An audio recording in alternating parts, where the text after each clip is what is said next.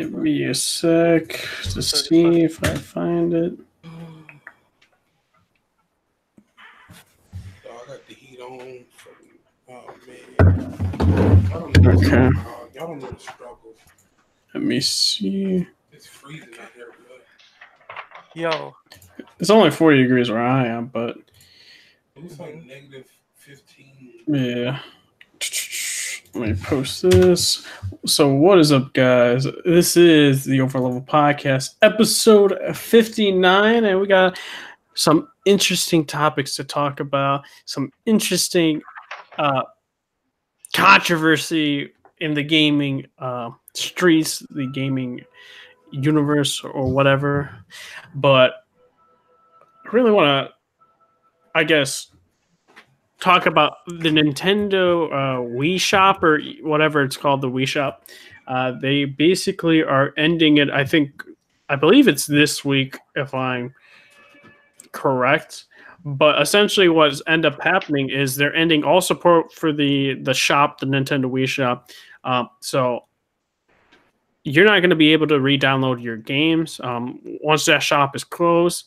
You can't re-download it. You need to install those games immediately, because if not, your games are forever gone, which means you spent all that money on said games and you don't own it, which is one of the issues that are present in the digital age for gaming and music. Because if someone feels like taking out their property as well as closing a digital shop, you won't be able to keep said games unless you have it on a hard drive. And that's even more prevalent when we have streaming coming upon us, which is awful to have in of itself.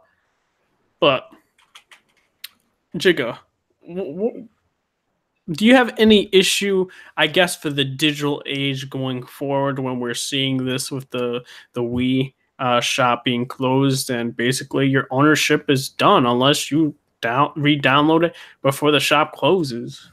This is why I will forever. I can't see me ever going like full digital.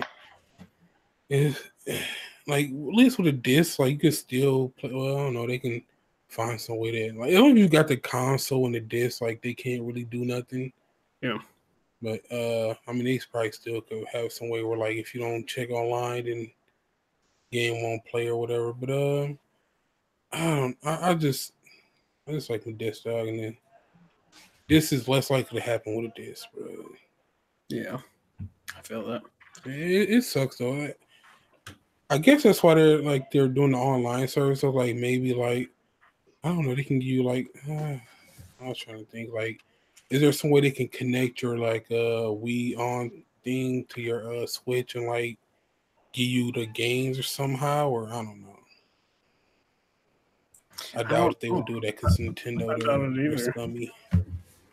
I doubt it either, but I just think it's stupid in general. Yeah, it sucks, bro. But when it comes to Nintendo, when they don't really care for the online like that, it's like, what can you expect? Like Microsoft and Sony, it's like I feel like all their stuff is connected, so it's like, unless it's something like PT where they like really remove it, you can't, like, unless you got to download, you can never play it again. Like, yep. Usually you can just re-download the game, bro. But Microsoft and Sony.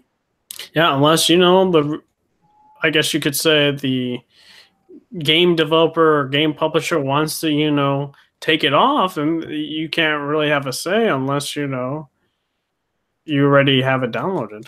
Yeah. The simple fact is you don't own the game when it's digital. You only have like the license for it. And once they decide, hey, we're going to take it off, you're kind of asked out. Which makes me scared for the digital future of video games, as well as streaming. Streaming, they could freaking just scam you for like 24 hours of streaming for a game and paying you like rates and stuff like that. It's insane. And I really hope it never comes to it. But Inspector, what do you think about Nintendo, the Wii Shop closing, and basically you can't get ownership of your titles after that? Yeah, I mean, it kind of sucks. I don't buy Nintendo, so it doesn't really affect me. But and I also don't buy digital. So, and I get what you mean that like when you buy digital, you don't really own it. It's just like when you buy digital comics, you don't really own the comics. You just own the license. So it kind of sucks that like you can't really re-download the game. Like if you undownload it and you want to re-download it, you can't really re-download it again and play it. That kind of sucks and that's kind of stupid. But I guess that's just Nintendo's practice. I mean, yeah, but what stops like Sony from supporting the PlayStation 3 store and stuff like that? And they're just like, we're just gonna stop it, and any digital downloads, you can't get it again. I don't know if Sony will ever do that, but it could be possible. Same thing with the Xbox, store for like 360. It's a big possibility when we go into PS5 generation that those games will be cut and shit. So it's like yeah, that's true. But I do think that since like I think it's more with Xbox because Xbox is backwards compatible, unlike the PS4 where you have to have that crappy PlayStation Now streaming service, so backwards compatibility games, and no one uses PlayStation Now, so I don't see the PS3 games going anywhere. Like I don't see support for the PlayStation 3 store going anywhere anytime soon, but I can see I could see the Xbox store going away soon. Yeah. Since all the Xbox, well, not all of them, but most of the big Xbox 360 games are backwards compatible with the Xbox One now. Oh, that's true. So what do you think about Nintendo closing the Wii shop and basically gamers won't be able to download their games anymore after that set date comes and goes? I think that sucks, to be fair, for fan base. I just think personally, for Nintendo fans, it really sucks. But it's like Inspector said, right? With the PlayStation side, I don't see them changing anything. The same with Xbox because they got backwards compatibility. The downside for Nintendo though is that if they kept the shop open, maybe they would have salvaged some more things. Maybe some more customers coming to the shop and purchasing stuff, and you know what I mean. So I just think it sucks as a fan base, even though they've got like some really cool games coming out. Like, they've got the the Marvel Ultimate Alliance 3 coming out at the end of the year, possibly. You've got Smash Brothers. There's so many various games that are coming for the Switch. So I think it's a big blow by Nintendo. Yeah. But I think they kind of wedged that in that they were probably not making much, and the money to probably keep the servers up was getting like up there, so they're like, you know what, just shut it down. Yeah, that's why I get afraid of for like PlayStation 3 and shit like that. It's like they're like, no one's buying any more games. We're in the PlayStation 5 / next Xbox, and Microsoft Sony could be like, let's cut it. I mean, it's highly likely though. So because same thing with PS Plus, like the support for Vita is done going this month, I believe. I think the same thing with PS3, right? Yeah. Same thing with PS3. So with the PlayStation 3 support, you're not gonna get anything. They stopped supporting that about 2 to 3 years ago. So this last month February was the last month for PS Plus for both Vita and PlayStation 3, but we'll go more into that later. So another kind of interesting news: GameStop is now. We've talked about this, I believe, last week, that they were finding people to, buy them and stuff like that. But a lot of the investors in GameStop and other people a part of this, deal to have them bought have said that they're not viable and stuff like that. So they stopped with, trying to be purchased. And I'm guessing they're trying to become more viable. So the said, company trying to buy them will have a better turnout investment. But my whole thing is, will GameStop actually succeed in that, or do we see GameStop closing down And I think it's going to be crazy if they do close down, just because, we don't really have a pure like big game like company that sells video games. We have the Walmart, we have the Best Buys and Target. GameStop bought all of them. Mhm. Like they bought EB Games. Yeah, EB Games. Like I thought EB Games was amazing back in the day. Like Yeah, but we now don't like have, like, EB PC Games are now owned by GameStop. Like I know there's some EB Games in like Canada, but they're legit owned by GameStop. Yeah, and well, Yeah. and EB Games is also like international, because I think there's some in the UK, there's some in Australia. No, there's nothing in the UK. I checked it There's myself. nothing in the UK. No, there's some in Canada, I think. There's just in Canada and Australia. Yeah. But do we think that, I guess, GameStop will survive and then just get bought out, or do we think that it's kind of too late at this point? They're losing too much money, and what ways do you think they can improve? And my thing is, I think they need to get rid of all the like action figures, the T-shirts, the hats. I think that really is not helping them whatsoever. I think they have to now kind of compete digitally. Like I don't know what way. Maybe sell more digital codes of video games and stuff like that. I know there's like they need to become more digital, kind of like the same thing with journalism. Game journalism became more digital and stuff like that. And also, I think what they need to do is with used games, they need to offer more incentive to people to trade in used games, because I go in and I only get $3, $2, maybe even less than $1 for a video game. That makes me not to even want to sell to you guys. It makes me want to like sell it on eBay or something like that.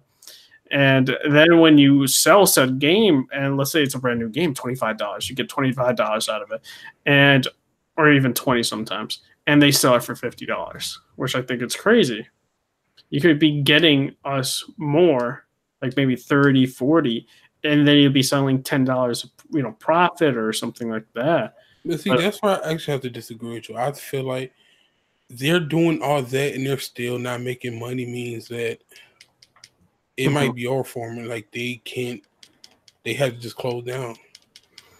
Well, do you think it's also them buying these products, like these T-shirts, these action figures, these like statues? I think they started doing that to make more money because the game sales weren't making them any money. They're not even making money from those things, though. That's the whole issue. But it's like it was like they did it to try to make more money because the game stuff wasn't working out. So it's like they're just that specific thing. Like, one thing I could think of is if they start doing what these mom and pop stores are doing, which will be illegal and they can't do it, but. Oh, you know what I've been hearing? Like these mom and pop stores that sell these games, like I've been reading forums selling games early. They get a fine, but supposedly they generate a lot of profit even with those fines of selling games early and stuff like that. That's what I've been hearing, like Germany especially. When I heard they were selling Kingdom Hearts, like it's like they get so much revenue and it doesn't really matter with the fines. But I don't know. I don't know what other way they can, survive and stuff like that. It's gonna be like, it's gonna suck, just because, like, I don't like GameStop and their practices and stuff like that. Trying to screw consumers, but it sucks because they used to be good back in the day, and then I don't know where it went all wrong. I can't really like pinpoint that year, like maybe some other people would. But it's gonna be awful, like the same, I guess, feelings I would have with Toys R Us. Yeah, but do you have like, what do you think, Jigga?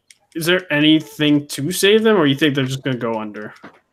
I think it's just their time, bro. Is their time? Like, unless they try to find, I don't know, cause like. Well, most people don't. I don't know many people who go to stores to pick up games like that. So it's like, I don't know. I don't know what they could do is like try to get more exclusive collector's editions like that. Yeah, like I heard the Kingdom. Well, we'll talk more about it, but I think a little bit in the right, step in the direction was getting these like console exclusive themed consoles. Yeah. which it kind of backfired on them with the Kingdom Hearts PS4 Pro pre-orders, which we'll go more into in a bit. But that, I think, is a step in the right direction. Try to do some of those things and have more inventory for it too. Yeah, if they would have more inventory, they would have been making a lot more money. So it's like, I guess that's a way they could probably make more money. Yeah, make some deals with the console manufacturers and the video games. That's what I think needs to end up happening for them. That might help them out. I don't know what else can. Because I remember when GameStop was trying to create games and stuff like that. I remember hearing about that. But I don't know where that went. Me either. But Inspector, what do you think about GameStop and not becoming viable of purchase from the people trying to acquire them? Yeah, I saw I saw a joke on Twitter. It was like maybe it was like a joke about like maybe they just offer them $5 to buy them or something. Like a joke about trading. Yeah, I thought that was kind of funny. I got a chuckle out of that. But GameStop has gone I think it's mainly because of digital sales, because I think a lot of people get their games off of Amazon now, and other digital platforms maybe get a digital off of Best Buy or just go to Best Buy. I think Best Buy has gotten more popular in the last few years than GameStop.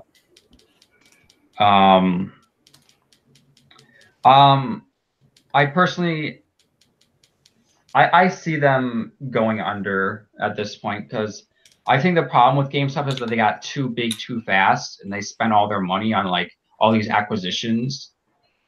As I said, they bought EB Games, they bought Funko Land, they bought all these companies, and they were getting all these Funko Pops and T-shirts and all this stuff, and to kind of compensate, I kind of see where Jig is coming from, where they're trying to compensate for the games weren't really selling that much, so they had to put all these things in, but those weren't selling, so it didn't really work out for them that much.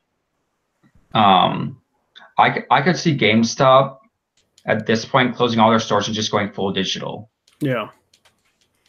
I think they need to do a digital marketplace or something to survive. I don't know how that would work. Yeah, same. Try to be like a Green Man Gaming for PC and stuff like that, but for console games and stuff like that. That's one way I can think about them trying to do that. But yeah, they won't be making 100% profit like they would back in the day. But I guess, Slaughter, what do you think about the whole situation for GameStop not becoming viable for the people trying to acquire them? To be honest with you, I have no idea what to say about GameStop, because they stopped selling here in the UK. The UK base, they stopped selling many years ago. So realistically, I don't see a surprise that they stopped doing what they're doing. Sooner rather than later, they'll be out of business. That's what I think. Dang. That's just me, though, at the end of the day, because GameStop in the UK, they basically closed down the store here, and they used to have games which were secondhand. They used to buy and everything. Yeah. Even consoles and all of that in a bundle and stuff, and then they stopped doing it. The store got closed down, and then I looked on the internet, and then the GameStop doesn't exist anymore on the internet. So I'm thinking it's going to be the same thing all over the world. They're going to start closing down each store, slowly. So yeah, I feel that. But I guess now we can talk about GameStop a bit more with Kingdom Hearts PS4 pre-orders, where most of them, or I believe some, if not half, I don't know the exact number. I know there was a big outcry about it, and I understood where everyone is coming from, because I guess GameStop tends to, keep taking orders even though they don't have that amount left to take orders. So people were getting Kingdom Hearts PS4 Pro edition, which looked like a pretty nice console edition for the PS4 Pro, Kingdom Hearts themed and stuff like that. And you get the game, and people also sold their PS4s for it. Like I was one of those people for Spider-Man to sell my regular OG PS4 to get a PS4 Pro version for it.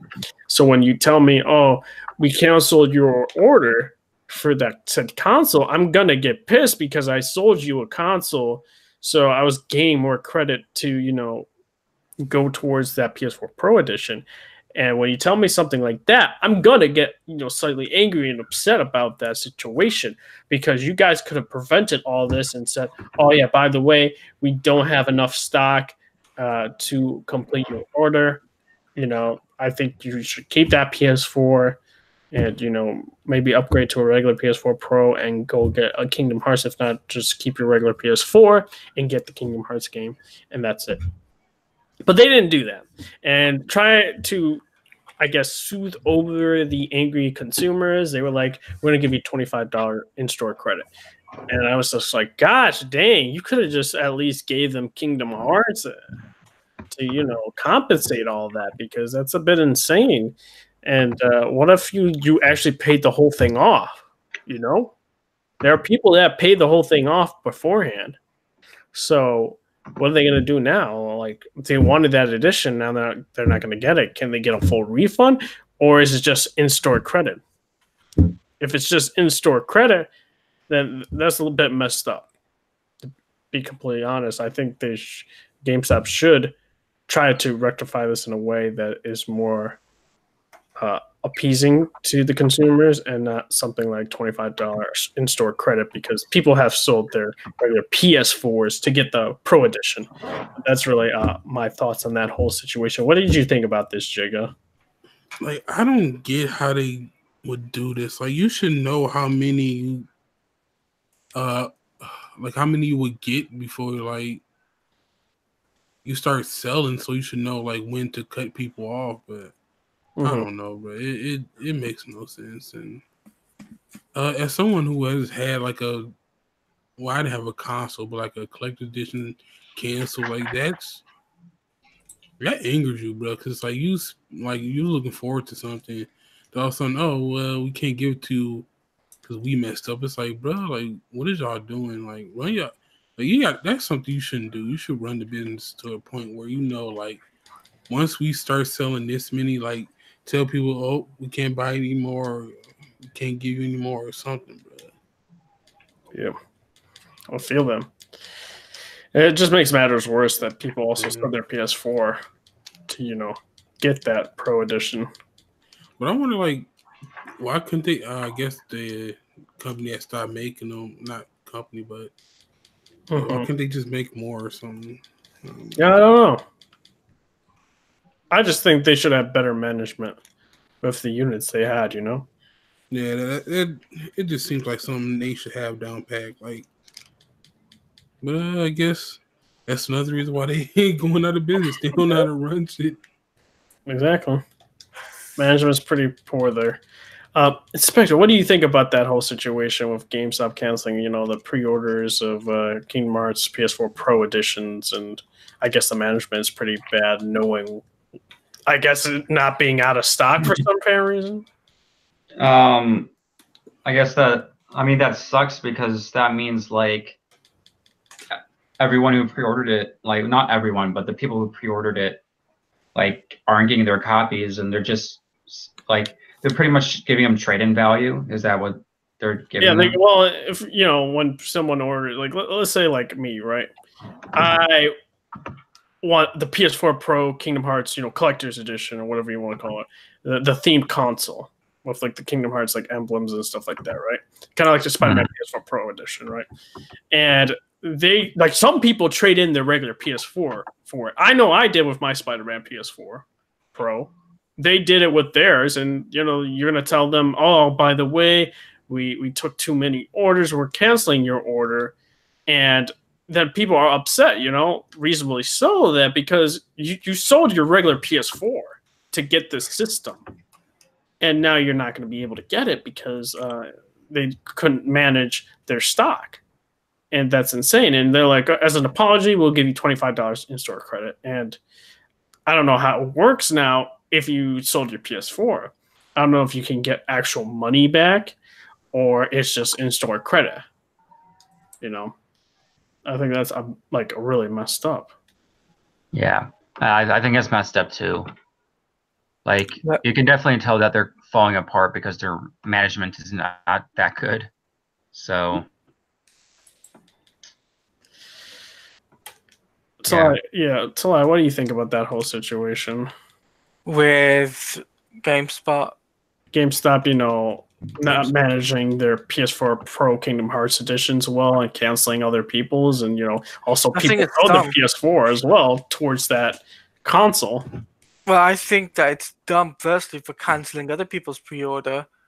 They should give them a full refund. If they've run out of stock, either give them a full refund, full price, or you give them the same edition, because I know Kingdom Hearts is a special thing on PlayStation, right? Because they got this skin, right? Yeah, they got like a edition themed console thing. Yeah, was that the bundle that they canceled? Yeah, it's like Kingdom Hearts PS4 Pro bundle. Yeah, so I'm thinking That's that. the things that were being canceled and stuff like that because they didn't manage it well and they only had limited quantities.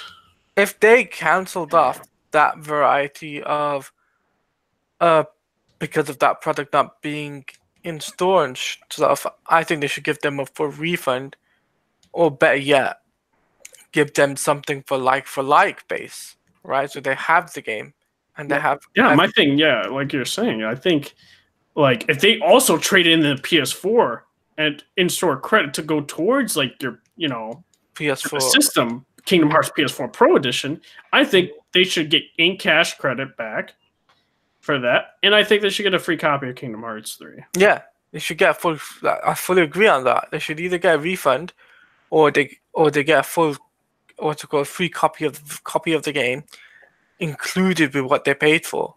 Mm-hmm. So bundle, like, you know, like DLC wise and stuff like that, which is in of course, which is in the bundle. Mm-hmm. So I think they should have done that, but no, they decided to cancel off a lot of people's things, a lot of people's pre-orders, and it kind of put them in a pickle now to the point where I think this is the time where GameStop should be closed down, to be honest with you, because if they can't even manage this, imagine how other people would feel if they was in other different cities or in other different worlds, other countries and stuff for GameStop. So I think they should just close down, to be honest with you. All GameStop stores should be closed. Mm-hmm. All right, so shall I talk about, I guess, the big controversy? Okay, so there's a kind of controversy regarding Metro Exodus. So what ended up happening with Metro Exodus was it was originally on the Steam store, right? And it's a similar situation with The Walking Dead, right? They basically were like, okay, we're getting a better percentage of profit for our game if we put it on Epic, exclusively on Epic. And they did, and they withdrew from the game store. But they said whoever pre-ordered it on the Steam store, we will honor it. And if we will honor the DLC, if you guys purchase that as well, DLC expansion, and we will have patches through the Steam store as well. But no longer will anyone be able to purchase Metro Exodus on the Steam store, but it's exclusively on Epic. But the interesting tidbit is it is $49.99 instead of the $60 price tag, because of that they're getting more revenue, the developer and publisher. The 80% revenue split, because there's royalty fees when you're on somebody's store, such as like Sony, Microsoft, Nintendo, and Steam as well. Usually Steam is 70% the developer, and the rest would be themselves. But now Epic, provides the 80%, for the developers and 20% for themselves. And I seen so much whining, so much complaining from a lot of like fanboys. I'm gonna have to say it. There are Steam fanboys, and I argued with one person about this, and they're like, "Well, no. it happens, sometimes. I kid you not. When this decision was made about Metro Exodus going on Epic Store, they straight up review bombed the crap out of Metro. And they couldn't, I believe, with like Metro Exodus, but with their other games saying, Metro Exodus is trash for going to the Epic Store, blah, blah, blah. Like, this game is awful. I'm going to pirate this game and they're not going to get a penny from me. I was like, gosh, dang, you guys are crying so much. I've never seen this many PC gamers cry in my life. And it makes me ashamed to call myself like a PC gamer because of, this outcry that's happening, review bombing people, telling people that the developers are going to pirate their game, review bomb. Like that's just disgusting to me. And I think you guys should have more class about that. And it's like, funny thing is, they're like, well, the Epic Store doesn't have as much features as Steam. And I'm like, okay. And did Steam have all those features day one? And they're like, well, no, but it should be the standard. It's like, listen, not every store that comes out, even PlayStation when it came out, did not have the features. It did not have party chat and stuff like that. And then people bring, well, Nintendo, you complain about Nintendo. Listen, Nintendo had 3 generations to talk about this, like to do this, about party chat and stuff like that. They had it for a long time. This is Epic. They can straight up update it and all that. Guess what? The refund policies, they have the same refund policy as Steam now. That's very important, I think. And the whole streaming thing, I could care less about the streaming for Steam and stuff like that. I don't use the feature. That's great and all for people to use. And they'll definitely, do that at one point or another. And I definitely agree that there should be cost saves on the Epic storefront. But to say that, it sucks and stuff like that, and you don't want to use it, it's interesting because I didn't see the outcry when games like Doom Eternal, Rage 2 are gonna be on the storefront for Bethesda. I just find it interesting. I've never heard the PC gamers complain about this, but when it comes to I guess competition from Epic going to Steam, like competition between those two, I guess we can't have it. I guess we can't have it because I guess Steam should always have a monopoly on the PC market. And the funny thing is, a lot of people don't want to realize Steam sales have been garbage these past couple of years. There's no competition. They don't feel like investing in sales anymore. And they're not even like good sales. Like these are sales that are still like pricey for like new games. There used to be the time where we were able to get all these like brand new games that came out like under a year with like amazing deals. But like it's insane. And I just didn't see this much. And yes, I agree now. Because before I wasn't like, I know there were like elitists, but I didn't think there were like PC like stands for Steam. Like this was just funny to me. And I was like surprised that I seen this. And there are a lot of people that try to say they're not fanboys of Steam. And it clearly shows. It really clearly shows. But I digress. Jiggle, what do you think about this whole situation? It is like they talk all this crap about like Xbox fans, then when some comes out and they start complaining like, oh, like, y'all supposed to be the chosen race, the master race or whatever, but now y'all complaining like little girls or something. That it's not that big of a deal. Like, it's really not. It's like if you want to play the game, play it on wherever they say to play it at, bro. And then you had a chance to get off that non-pre-order shit, and you would have pre-ordered. You could have played it on Steam, bro. Have all the features you wanted to. Mm-hmm. Also, it's really nothing. Like it's a game, bro. You play the game. Like it shouldn't matter where you play the game at. I don't know. People are dumb. Yeah, man. It's just funny though. Like I'd never seen this outcry before in PC gaming. Like, that just boggles my mind.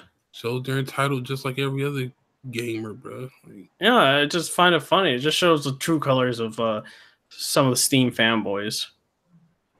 So, yeah, it's a big guy. Inspector, what do you think about that whole situation with people review bombing Metro Exodus being exclusive on, Epic Game Store? And do you now feel like there are fanboys of Steam? Because now I just feel like that it's like that now. There are fanboys of Steam. Yeah, I just think Steam is such a big platform that everyone just goes to Steam. Like if you're on PC, you kind of have to have a Steam account to get your games, like your digital games, and it's there are definitely fanboys.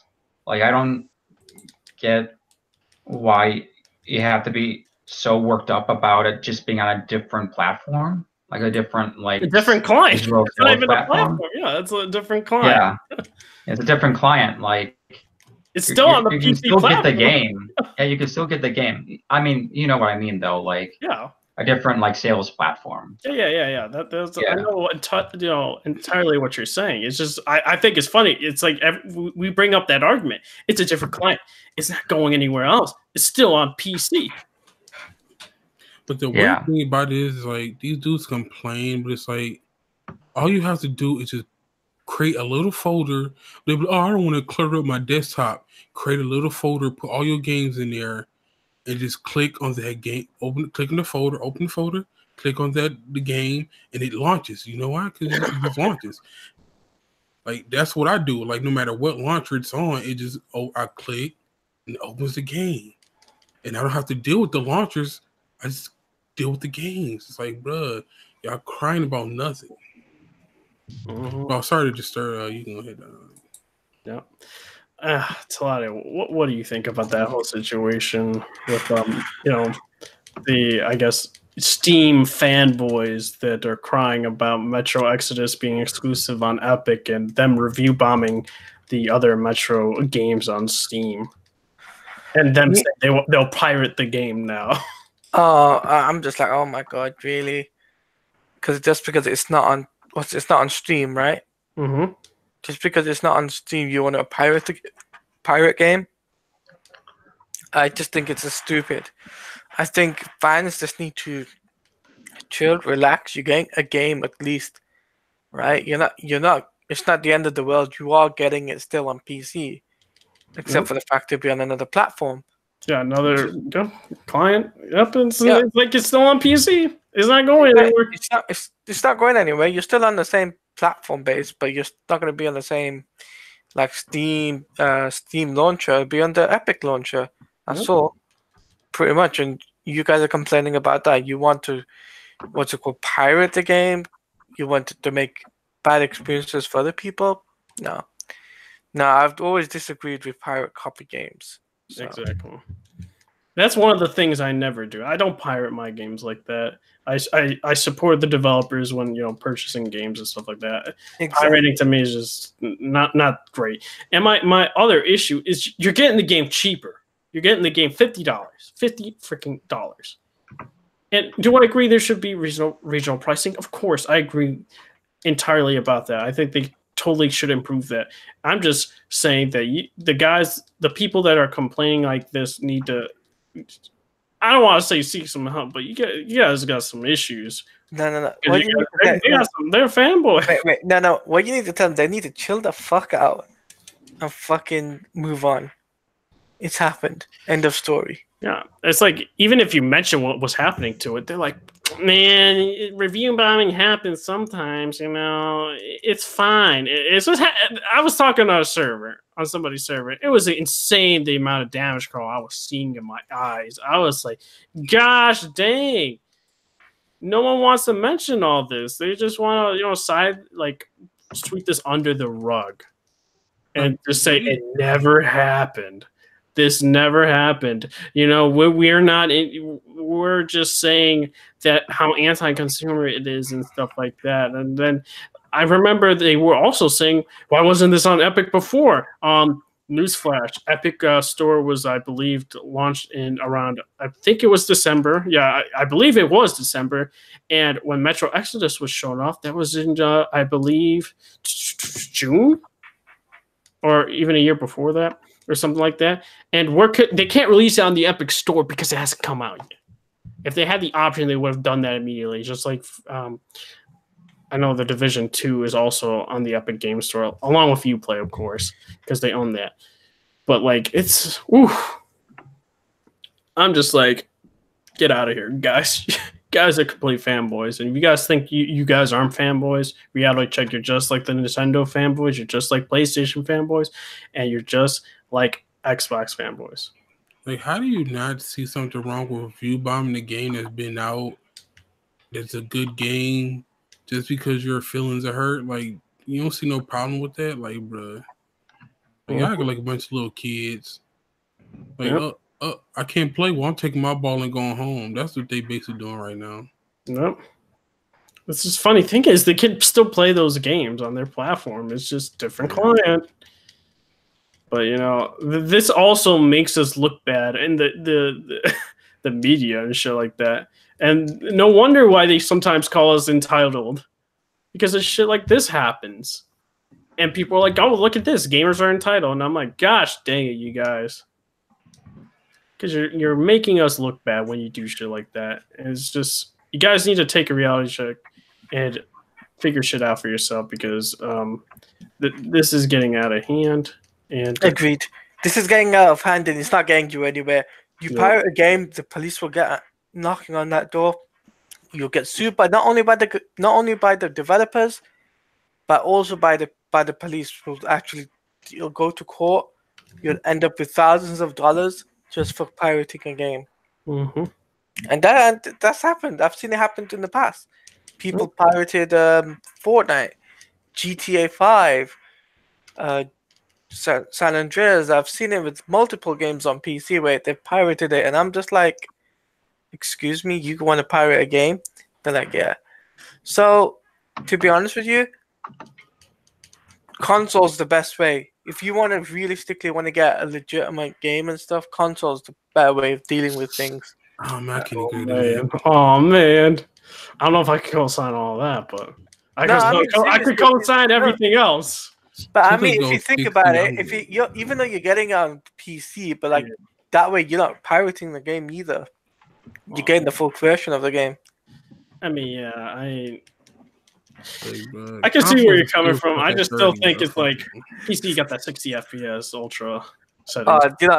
Don't get me started with the whole 60 FPS BS thing, because. Oh, wait a minute. Let's not go about that. Like, Anthem at 60 FPS is pretty nice. Don't get me started with EA, because you know what? We'll talk more about EA. Yeah. Don't you worry about that. Yeah, I've got a lot of things to say about EA. We'll talk about EA. All I'm gonna say is I played Rage on the Xbox. I recently just bought it on PC for like $1 and playing it. That game looks good, dog. Like, bro, that old game looks good, and on console looks like crap.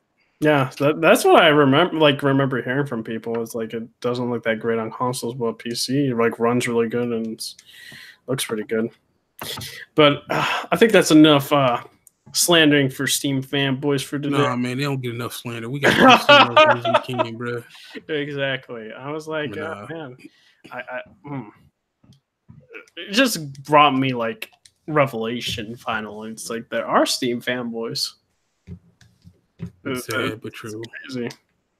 But now I guess we can talk some interesting news about. Let me pull this up.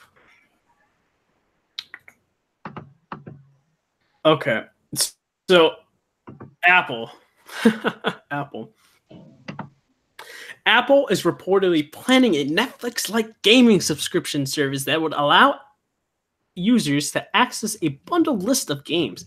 As reported by Cheddar, that's an interesting, site. Apple began discussing this service with game developers in the second half of 2018, and 5 anonymous sources confirmed these plans. There's no further information as to what the cost will be or what type of games Apple will offer, as the service is still in the early stages of development, and Apple could ultimately decide to abandon it. Additionally, Apple has discussed the possibility of becoming a publisher as well, as according to 2 of the sources, which could hint at Apple's ambition to further expand the gaming space. This gaming service would add to Apple's offerings besides hardware that include Apple Music, original shows to rival Netflix on its own streaming service, and a planned news up subscription service set to launch later this year. New subscription, huh?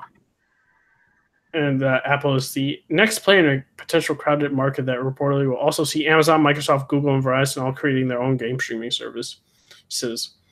What do I think about this? Fuck game streaming services. I don't care about them. Never will care about them. And Apple going into the market, dude. I heard rumblings way back when PS4 was announced that Apple was planning on making their own game console, and then I guess they abandoned it, and they're thinking about going the gaming streaming service route, which I could care less. I will never invest in game streaming service. Input lag looks crap. I'd rather have a native copy of the game running on a actual hardware and not dependent on internet, because if my internet goes out, guess what? I can't play video games. And I'd rather play video games if my internet goes out. You know, that tends to happen when people, internet does go out, and sometimes we have to reset the router, and sometimes we have to get a new router, and or a modem to be more, in fact. But for me, no go. And hearing Apple being a publisher, they need to get a lot of game developers. They need to get a bunch of studios. They need to. I don't think they can really buy many studios, but they need to start creating from the ground up new studios. And I don't know if they're trying to plan on going into the console market or to go into mobile gaming. I know they have their Apple Store, and I don't know if they're just going to try and create games for the App Store or, you know, for the actual console market / PC market. But I don't care about Apple. Never care for their products, and don't care for the streaming service. What do you think about that, Jigga? Yeah, I'm saying I really don't care, bro. What I think I don't know. Cause we are seeing like I know 2K is like doing some like they created some like mobile game for the Android and iOS. So maybe like I don't know, like it's just weird, but like nobody wants to stream. Well, I ain't gonna say nobody wants to stream games, but like most people in the American internet is too trash to be trying to stream games. Yep. So I don't know. It seems weird. You're not wrong there, man. You're not wrong there. It's the same thing here in the UK with the whole streaming thing on console base. It's terrible. Like take an example, PlayStation Now. You're trying to play PlayStation 3 games on PlayStation 4. You need to have a very good internet connection to play that. And there's always problems with that. So yeah. I agree. Now, what do you think about this, Inspector, about the Apple getting into the game streaming service market and becoming a publisher, trying to become a publisher? I think them becoming a publisher is a stupid idea. I think they're way too late in the game. Publishers, like, they already have so much competition. Like, when it comes to like what they do in other technology, like laptops and phones and stuff, like they have Samsung and they have like other phone companies, like technology companies. But like when you get into gaming, you also have like I don't see them like competing with like Ubisoft or EA or like even EA or like the other big like gaming publishers. I just think they're too late to the party. They're gonna have to build up, and I don't know like what like developers would want to work with Apple. I don't know if they would like just branch off and create their own development house, or I don't know what they would do. But in terms of like streaming games, like I pretty much concur with everyone here is that like if you don't have good internet, you can't really stream games. So Like, Yeah, it's not like streaming a show or anything like that. yeah, That's not demanding. Like actually streaming games and input lag, it's very noticeable and stuff like that. yeah. I would much rather have like the actual game and not like streaming it. Yeah, Like and then sometimes it looks like pixelated too. And it's like, oh, yeah. I'm good. But yeah, that's that with the Apple streaming service. And oh man, Xbox to be as big at E3 as we've ever been in Sony's absence. In a recent podcast, Xbox head Phil Spencer spoke about the company's intention at E3 2019 in the wake of Sony's absence, saying Microsoft will be as big as we've ever been. In episode 633 of the Major Nelson podcast, and I still don't know why Major Nelson is still working at the company because I don't remember any memorable thing he's done for the Xbox One except for his interesting white gloves he always wears. This is going to be a fun E3 for okay. I hope that's not what you said because that's kind of grammatically incorrect. There was some news about E3 in the fall, referring to Sony foregoing E3 2019. We had a discussion internally. Should we go big? Should we save money? We decided no, we're going to do our thing and we're going to go and be as big at E3 as we've ever been. And I love that opportunity. As for what we could expect from Xbox during E3 2019, Spencer says, I'm looking forward to this year. I think we're still going through some of the internal discussions about how much long-term versus how much near-term do we talk about. The content that we have will be great, and we'll talk about our future. They go on to discuss hardware, but don't talk concretely about the next console generation. And during the podcast, they also discuss what Microsoft's now large stable first-party developers are up to and what these expansions mean for Microsoft. Spencer said the capability that we have now as a first-party organization, I do think it will continue to get bigger. But what we have right now is so different than the position we've been in the last 5 years, which is awesome. I've seen what Ninja Theory is working on next and what their pipeline looks like. I saw that Playground's working on next. I saw what Rare is working on next and their continued growth and success with Sea of Thieves. Trash. The real goal with the studios for me is to get a large enough studio base where we can delight and surprise ourselves and our fans with games. And it's on a regular cadence. So we're not always pinched to say, okay, well, what can we announce? Now we can say, what do we have to announce? And which of these things do we actually want to announce? And what do we want to let sit and percolate a little longer? It's been a while since we were there. And we were in that position with our internal studios. So do I believe what Phil Spencer is saying? Do we think that they're going to be so big at E3 that they're going to be amazing? What I can say this is I hope they are because all eyes are on them. It's literally them and Nintendo, but Nintendo does Nintendo Direct, so it's like literally just Microsoft. Them. So yeah. It's like the funny thing is, it's like you could do whatever you feel like, basically, because you're the only one left. But like, I just find it, like, I'm wondering what they can do. It's like maybe show off the Ninja Theory game, or maybe Playgrounds. Like, I'm thinking he's really hinting at those two. I don't think you're going to see anything from Obsidian or I forgot that other studio that I have no idea who it was. Escapes my mind, but I don't think you'll see that person that was acquired along with Obsidian. Obsidian is working on the Outer Worlds, so whenever that game comes out, and then it'll be a while until they make another game. You'll probably see some Halo, Forza. Whenever Gears comes out, I'm going to assume Gears is a fall game, like in October. So you'll probably see more Gears stuff at E3. Could care less, really. I'm just hoping that Gears is better in terms of story-wise. Gameplay-wise, it's pretty good, but story-wise is pretty trash. Multiplayer is fun until you started getting OP weapons. And what else?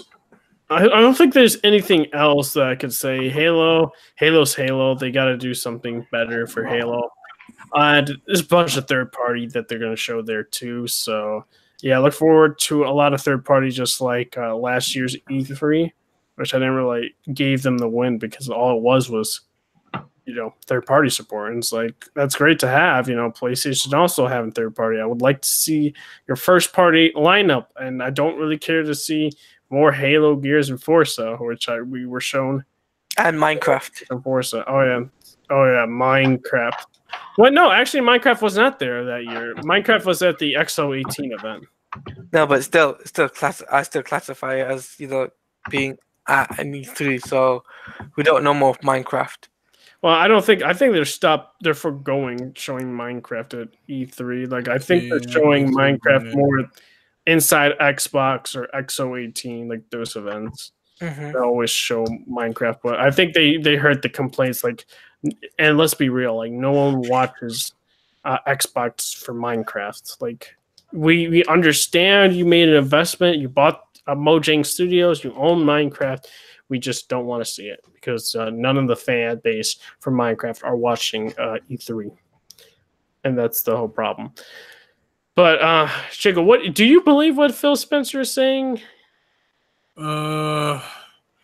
If oh my god, I can't think. If Ninja Theory really does have something, then yes, but I can't see it. Like, it hasn't been enough time. Oh yeah, aren't they already working on a game? What's that game? Oh, that's not Ninja Theory. That's the other team. Obsidian. Obsidian, yeah. Yeah. We ain't seeing an exclusive Xbox or Windows game from them until probably another 2 or 3 years, right? Yeah, something like that. Maybe probably more than 3 years actually. They may have some concepts or something. I don't know, but yeah, but they're not gonna show concepts. Watch them show a JPEG. Oh man, we'll talk more about a JPEG soon enough. But yeah, I guess Inspector, do we believe what Phil Spencer is saying? You think they're gonna go big, or you think it's gonna be like, I think it's gonna be the same old, same old. It's gonna be Gears, Halo, Forza, probably Battlefield. If they still, because they have the marketing rights to Battlefield. Yeah. But I don't know if anyone would be interested because because Battlefield 5 was kind of a bomb. Oh yeah, it was a bomb. So that game, they said it. They said if you don't want to buy our games, you don't buy our games, and yeah, no one wanted to buy it. As you said, like Microsoft needs more big exclusives, and that's not just the big three that they always show off, because I think Sony is taking the year off because they're confident in what their 2019 looks like, so they don't really have to. Yeah, they don't feel like showing The Last of Us again and Death Stranding and all that. Yeah, because then people would complain that they're just showing the same things. Yep, that's why they said they're like, you guys don't want to see it. We're not going to show it. I don't care, dude. I'd say I want to see it again. I mean, when it comes to conferences, they'll probably be the best ones because EA is probably going to be a terrible conference like usual. Square Enix is probably going to be a terrible conference. So yeah, I mean, they really have no competition. Yeah, because Square I can't even tell you any of the games Square can show. It's besides the I'm trying to think. Yeah, besides the Avengers product, there's no other game to warrant a conference, Yeah. Maybe Final Fantasy VII Remake, but dude, that's being fully developed after Kingdom Hearts 3, so I don't really see that happening. So yeah, I don't think they're really going to have a big conference. They might just as well just put a tiny trailer or trailers for the games that they have coming out, and that's it.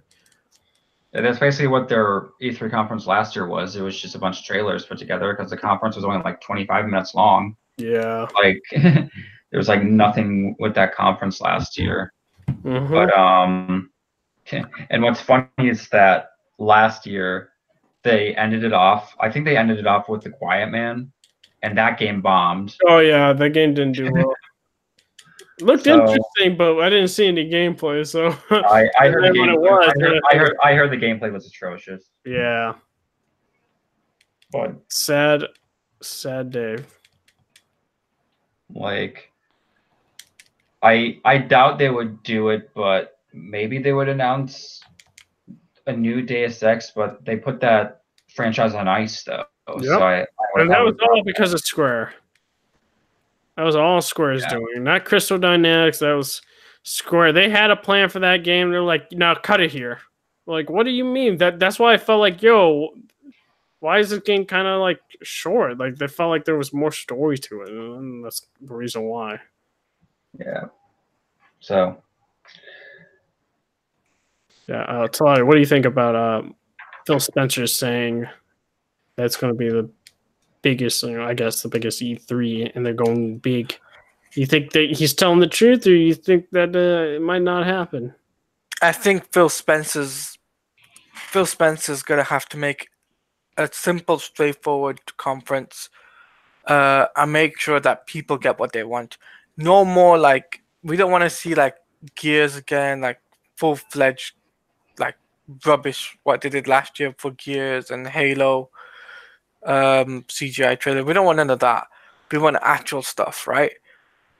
Alongside obviously third-party stuff, right? That stuff like maybe considering you can put in Square Enix stuff, maybe you could put in well, what's Square Enix stuff besides the Avengers? Because Final Fantasy VII Remake is just right now for PlayStation, so they wouldn't be showing that off. But I know there's other studios that potentially could show enough. I mean, hell, even the Marvel Ultimate Alliance 3. Oh yeah, that's on the Switch. Sorry, yeah, that's to see. That's not even that's Switch exclusive. That's not even Square Enix. That's Ninja, yeah. Team Ninja / Nintendo. Yeah, so I think the only thing they could really show is something possibly WB, because WB have got like MK coming out in April. Well, they wouldn't. Well, I guess you could say, DLC characters. Possibly, yeah. That's something they could do. Well, the problem is that WB has always had a partnership with PlayStation. That's true. That's true, but like previously, before the partnership they had with PlayStation. Well, okay, I could play devil's advocate. Sony has a partnership with Kingdom Hearts, right? But Kingdom Hearts was showing up everywhere. So Kingdom Hearts showed up the trailers for E3, Xbox, PlayStation. Yeah. So they could do something like that. It's like they're like, the thing for, I guess, Microsoft is they can just show third party, but it doesn't mean they're getting, what do you call it? Marketing rights, so to speak, right? Yeah, that's what I mean. Because the Kingdom Hearts marketing rights are with PlayStation, but they still showed up on Xbox's, stage to show off the game. A lot of those marketing rights will probably still be with Sony. It's just they need to show off the game at E3, and Microsoft's the only big one going to be there, And it's like I said though, in terms of, where you're gonna see everything come to fruition and stuff for Microsoft, is that they have to look out for big companies like Warner Brothers that actually will produce something out. Like, I know they've got the Lego games are coming out. I know they've got, there's certain, like, the MK is always going to be released by them, but like obviously you still got the DLC and stuff that can promote that type of thing during E3. So promotional wise, this would actually save face for Xbox. You got something going there. You've not only got your exclusive companies, but you'll also have other companies that are outside the Xbox exclusive. As long as I don't want to see FIFA again, I don't want to see, because I mean we're getting FIFA every year, and to be honest, you'll be seeing that on EA stage though. We'll see it on EA stage, but I don't want to see it on Xbox stage for sure. EA stage I can understand. I don't want to see. There's one other thing I don't want to see: Star Wars. I don't want to see Star Wars on that stage. Reason behind that is because they're already going through so many problems right now. They don't need to be on the front page of not front page. What's it called? On the front of the stage for Xbox. And I think the only developers we should really look out for is Obsidian. Because don't forget, Obsidian, it's like obviously Microsoft owns them, but I think that would be a really cool studio we could look at, and possibly CD Projekt Red. Yeah, they're definitely going to be there. My thing is, Obsidian's probably going to be there, but they're not going to show off any exclusive game from Microsoft because of, the Outer Worlds is multi-platform game, and that's because No, I mean I'm talking about for 2K. Yeah, I mean I'm talking about like the game that they've got, right? Yeah, the Outer Worlds. Yeah. Yeah, It's just so that people are assuming that they're going to show off an exclusive game from Microsoft. The problem is, no. Outer Worlds already has an existing contract with 2K, and you can't break such a contract even if you buy the studio. Yeah, So they have to fulfill that game. they have to fulfill that, right? Yeah.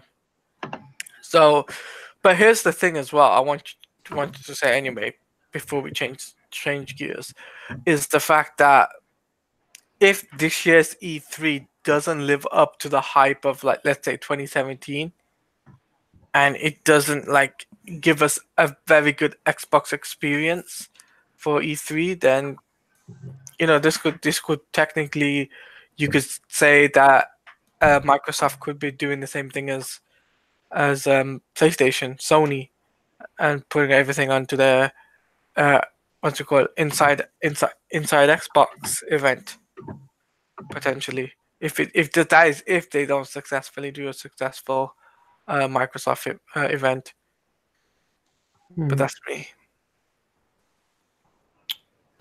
All right, let me check one thing.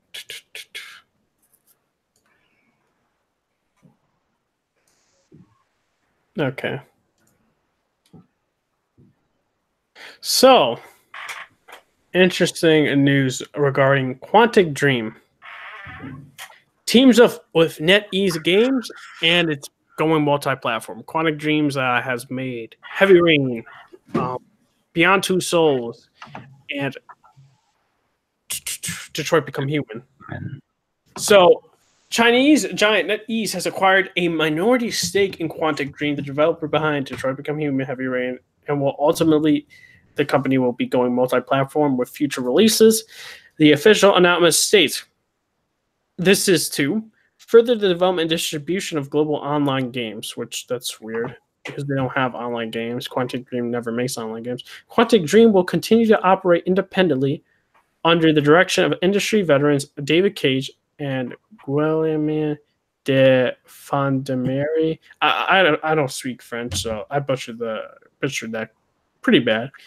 This strategic investment aims to support the studio's vision of becoming a global multi-franchise entertainment company and to develop advanced technologies and games for the future.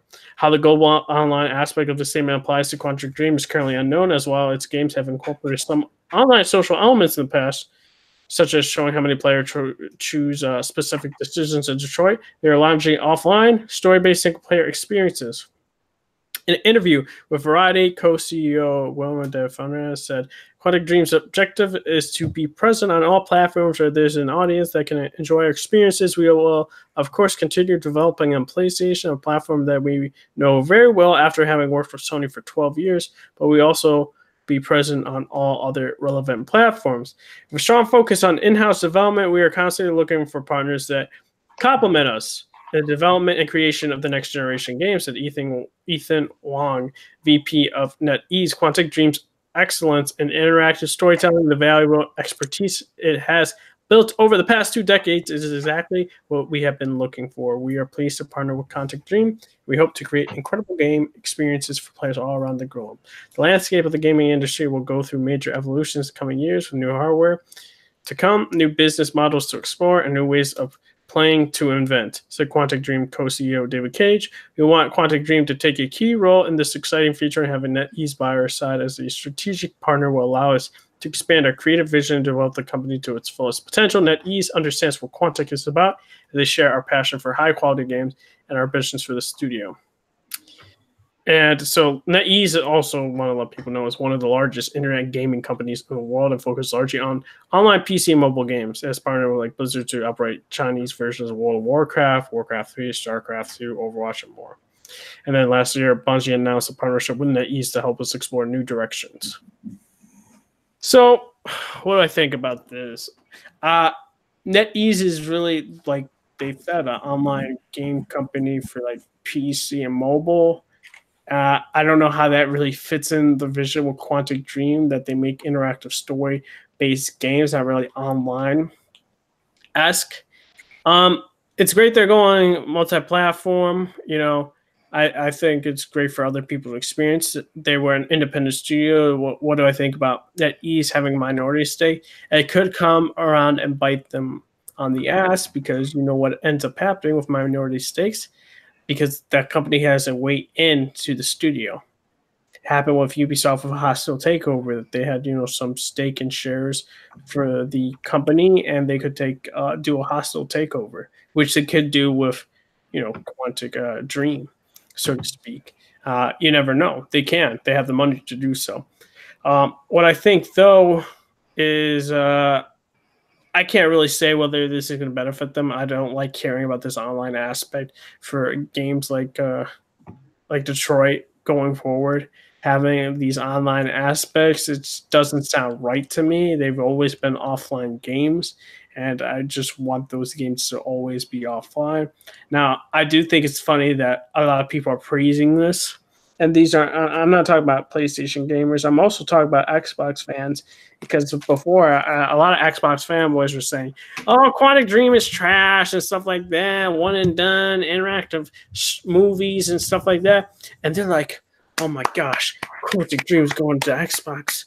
Oh my gosh, their next game is going to be so amazing." And then you're like, "Wait a minute, but you're hating on their other games."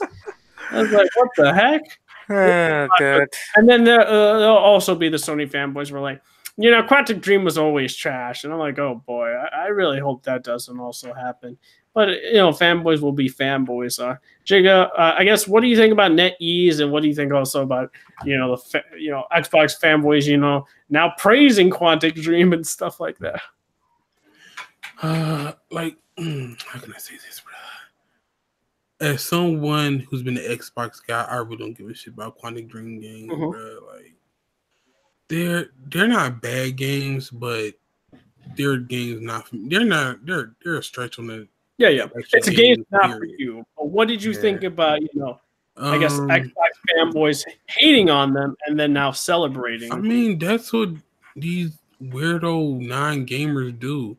Most of the dudes who's doing this are like not really gamers, bro. Like, if you want to play the game, you will play it. But I don't care what platform it's on. Like, I'm an Xbox guy, but if Sony creates a great game that I know is for me, I'm going to get it. I don't care. So yeah, they're just weirdos, bro. Like, but I mean, it's been good that their games are going to more platforms. So it's like those games I could see doing good on the Switch. Well, I don't know, because those games do look graphically great. Yeah. I don't think they could run on a Switch. That should have to be like heavily downgraded. Yeah, they could. Yeah, it would suck. I don't know. Yeah, they'll have to downgrade it a lot. Like a lot. Yeah. That shit would have to look like a cartoon at that point. I never heard of NetEase, so I can't really say anything. Yeah, they're like a Chinese online game company that does mobile games. That kind of sucks. Cause I don't want to be racist, but I don't like Chinese companies, bro. No, it's like if you don't like the business practices of Chinese companies, it's understandable and stuff like that. That's not like racist or anything. I mean, there are some business companies, for Chinese that don't really have good ethics, so to speak. But I don't know about NetEase's ethics, so I can't speak on that. Yeah. But personally, I don't like hearing about the online aspects. It's just like, I don't see how they don't make online games though, so I don't see how that would work. Yeah, but they're touting the online, so I don't know how that's gonna work. Yeah, we'll find out. Inspector, what do you think about this whole partnership with NetEase with Quantic Dream going multi-platform? You think this is good for them, and also, what do you think about touting this online? And do you think that would detract their future games to become a little bit worse? As for Quantic Dream, I'm kind of indifferent because I never really got into their games. Like, their games have a specific niche crowd, and I'm not part of that. crowd. Yeah. Like pretty much all their games have been critically acclaimed except for Beyond Two Souls. But like for them going multi-platform, it's just like I guess they want to branch out. I don't know how well Detroit sold. Yeah, I suppose it was their best-selling game out of. Yeah, last time I think I saw something like it was close to like 3 million. Yeah, it's their best-selling games that beat out Heavy Rain, I believe. I mean, that's good. Like, I mean, the fanboys be fanboys, I guess. I mean, I don't really pay attention to them because they're so little now. Like these like little groups of fanboys is like not as big as like the PS3, Xbox 360 days when the console wars were like at their height. Now they kind of like died down. But see, it's like the bigness of it has grown down, but the weirdos have become even weirder. Yeah, that's true. I won't argue with that. Yeah. What do you think about this, Tali, about NetEase, owning a minority stake in Quantic Dream and Quantic Dream's future titles going multi-platform? And personally, I think multi-platform based. I think that's a good move because that way they get more money coming in, more variety. So it's not only going to one console, but it's going to all consoles, which I think will make them money. In terms of what projects they could be doing, obviously we don't know what it is yet. But I think this could be a very high stake for the developers. And what else was there you could ask me again? Also, what do you think about this whole online aspect? Because I definitely feel like that wasn't a studio decision. That was a NetEase decision. Yeah, I feel the same. I think that wasn't a studio decision. I think that was I'd have to agree with you on that. I just think if the online basis does turn out to be in the next game, whether it is, then I'm thinking that it has to be something huge, open world base, maybe involving cards. So, do we see NetEase possibly doing a hostile takeover? Possibly, yeah. That's what I'm thinking. Yeah. Wait. Where is Quantic Dreams based? Wait, what? I think they're in Europe. Are they based in No. Wait, is it Europe or is it France? France. I thought they're French. Well, yeah, I don't know. I think it's either. If they're definitely an American company, I would see them really trying to do that. I don't know. Yeah, Paris. They're Paris. Mm-hmm. Because remember, like there was also a stake in Ubisoft, and there was a hostile takeover for Ubisoft when the company had some stake in it. But the thing is, I think like I could see that happening because a lot of Chinese companies want a bigger like stake outside of China because like they're big in China, which gives them a lot of money, but it's like they don't reach far out from there because like how many people of us have actually heard of that company before now? Oh, besides the Destiny thing, Yeah, like not at all. Heard of them. So it's like they want their name out there, so it's like they might try to do that, bro. Hostile takeover, bro. Yeah. I don't know if they own a minority stake in Bungie. I know they are funding something for Bungie. That was like 100 mil. Let's hope they don't, though. Because I hope there's no takeover, but maybe they want the studios. Because let's be real, they're still trying to have their independency, but I don't know if they are actually going to have their independency because of having online aspects to games that they never really done per se. It just sounds very odd for them to have an online aspect for their games. But nonetheless, it is what it is for Quantic Dream. Okay. All right. This is crazy. Smash Bros. Players encounter Piranha Plant redemption problems, potential corrupt save files. And basically, when players are having trouble both redeeming the code from Nintendo or just finding the error of having Piranha Plant wipe out their save files entirely after they use the game's all-star mode. What I think about this this should have been tested. I felt like they've been hyping this character for a while, and having these type of problems is a little dumb, so to speak. They shouldn't have, I guess, released a character that can delete your saves, which possibly would also delete all the characters you've unlocked. I could be completely wrong, but I would be pretty much pissed after so many hours of putting into that game for having all my characters unlocked. Hey, man, but all my now Piranha just deleted it. Nintendo, fix your shit. That's all I gotta say there. What about you, Jigga? Oh man, what is up with these companies doing this stuff, bro?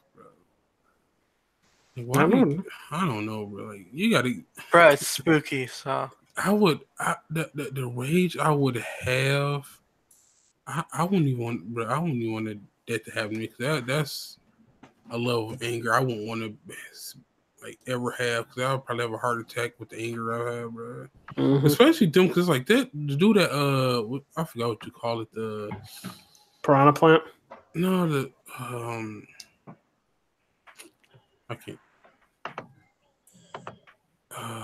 Never mind. But yeah, it sucks. Yep.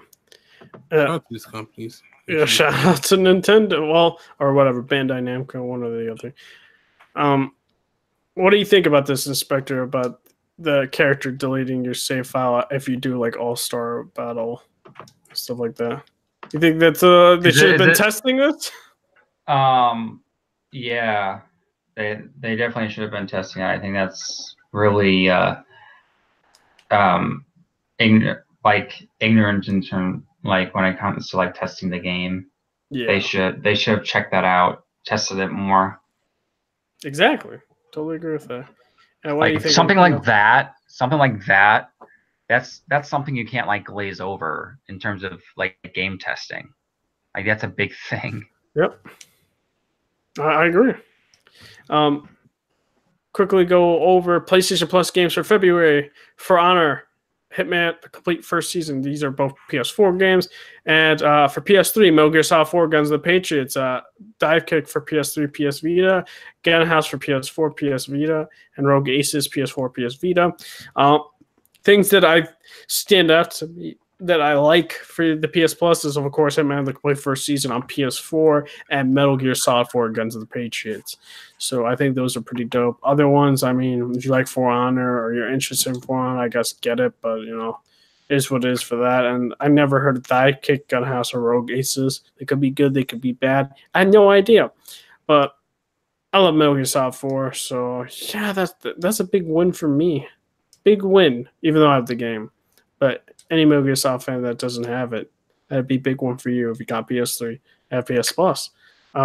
Chico, do you like this list? Do you not like this list? I know you're not a big Metal Gear guy, so your opinion might be very different than mine.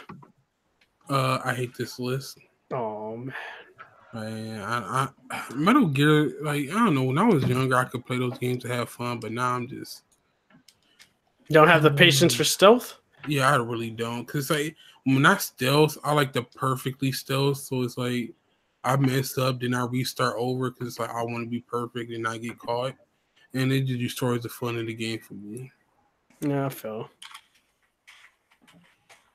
What about you, Inspector? What do you think about the PS Plus list for the month of February? I mean, the list is fine. I mean, I don't have PS Plus. Mm-hmm. I never renewed my PS Plus from like, I think 2017 is when my PS Plus ran out. Yeah, for like Injustice. Yeah, I think that's when it ran out, and I never like reinstated it. So, I mean, I never really got into Metal Gear, and the problem I have with Metal Gear is that they put out their games, but it's kind of like Devil May Cry, where they put them in out of order. So you have to, like, continuity-wise. And I don't like that. I like when games have a continuity that start at the first game and end at the last game. Not like Metal Gear, where it starts at, like, not at Metal Gear, where it starts at Metal Gear Solid 3 and then goes all over the place. Because so what So what I remember, development for Metal Gear, right? You had the original MSX or whatever, NES and shit like that, like original Metal Gear and Metal Gear 2 Solid Snake, and then it was Metal Gear Solid 1, right? Which these are chronologically in order. Then you got Metal Gear Solid 2, which was also in order.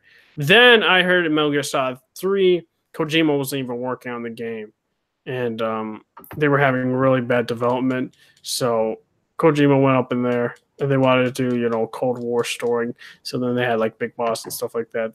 That's when, the whole, okay, this is a prequel, we're doing that.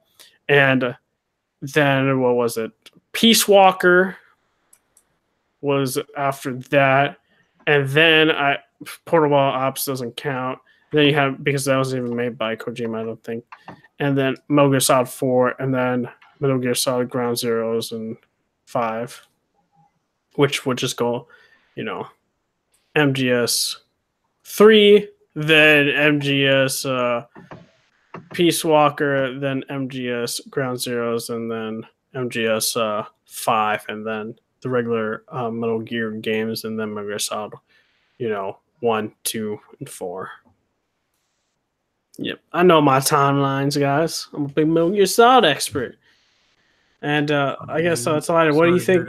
Oh, man. Don't make me fight you, Jigga. Fight you tooth and nail. Get my boxing gloves out.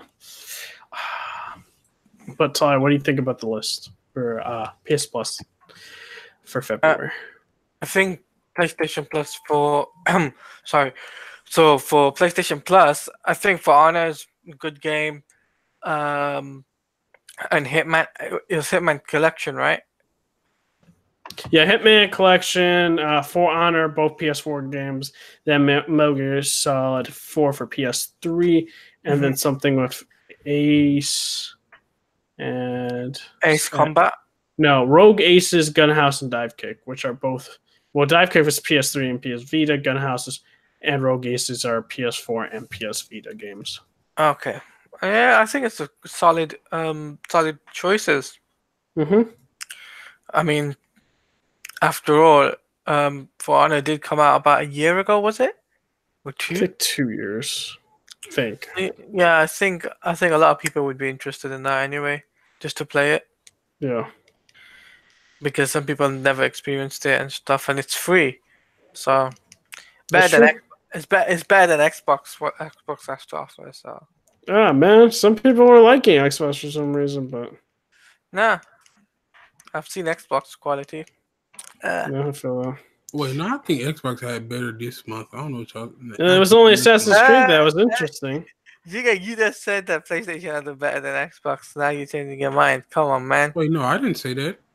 Uh-oh. I'm pretty sure Xbox. Well, I can't. Was it this month or next month? Well, it's February's.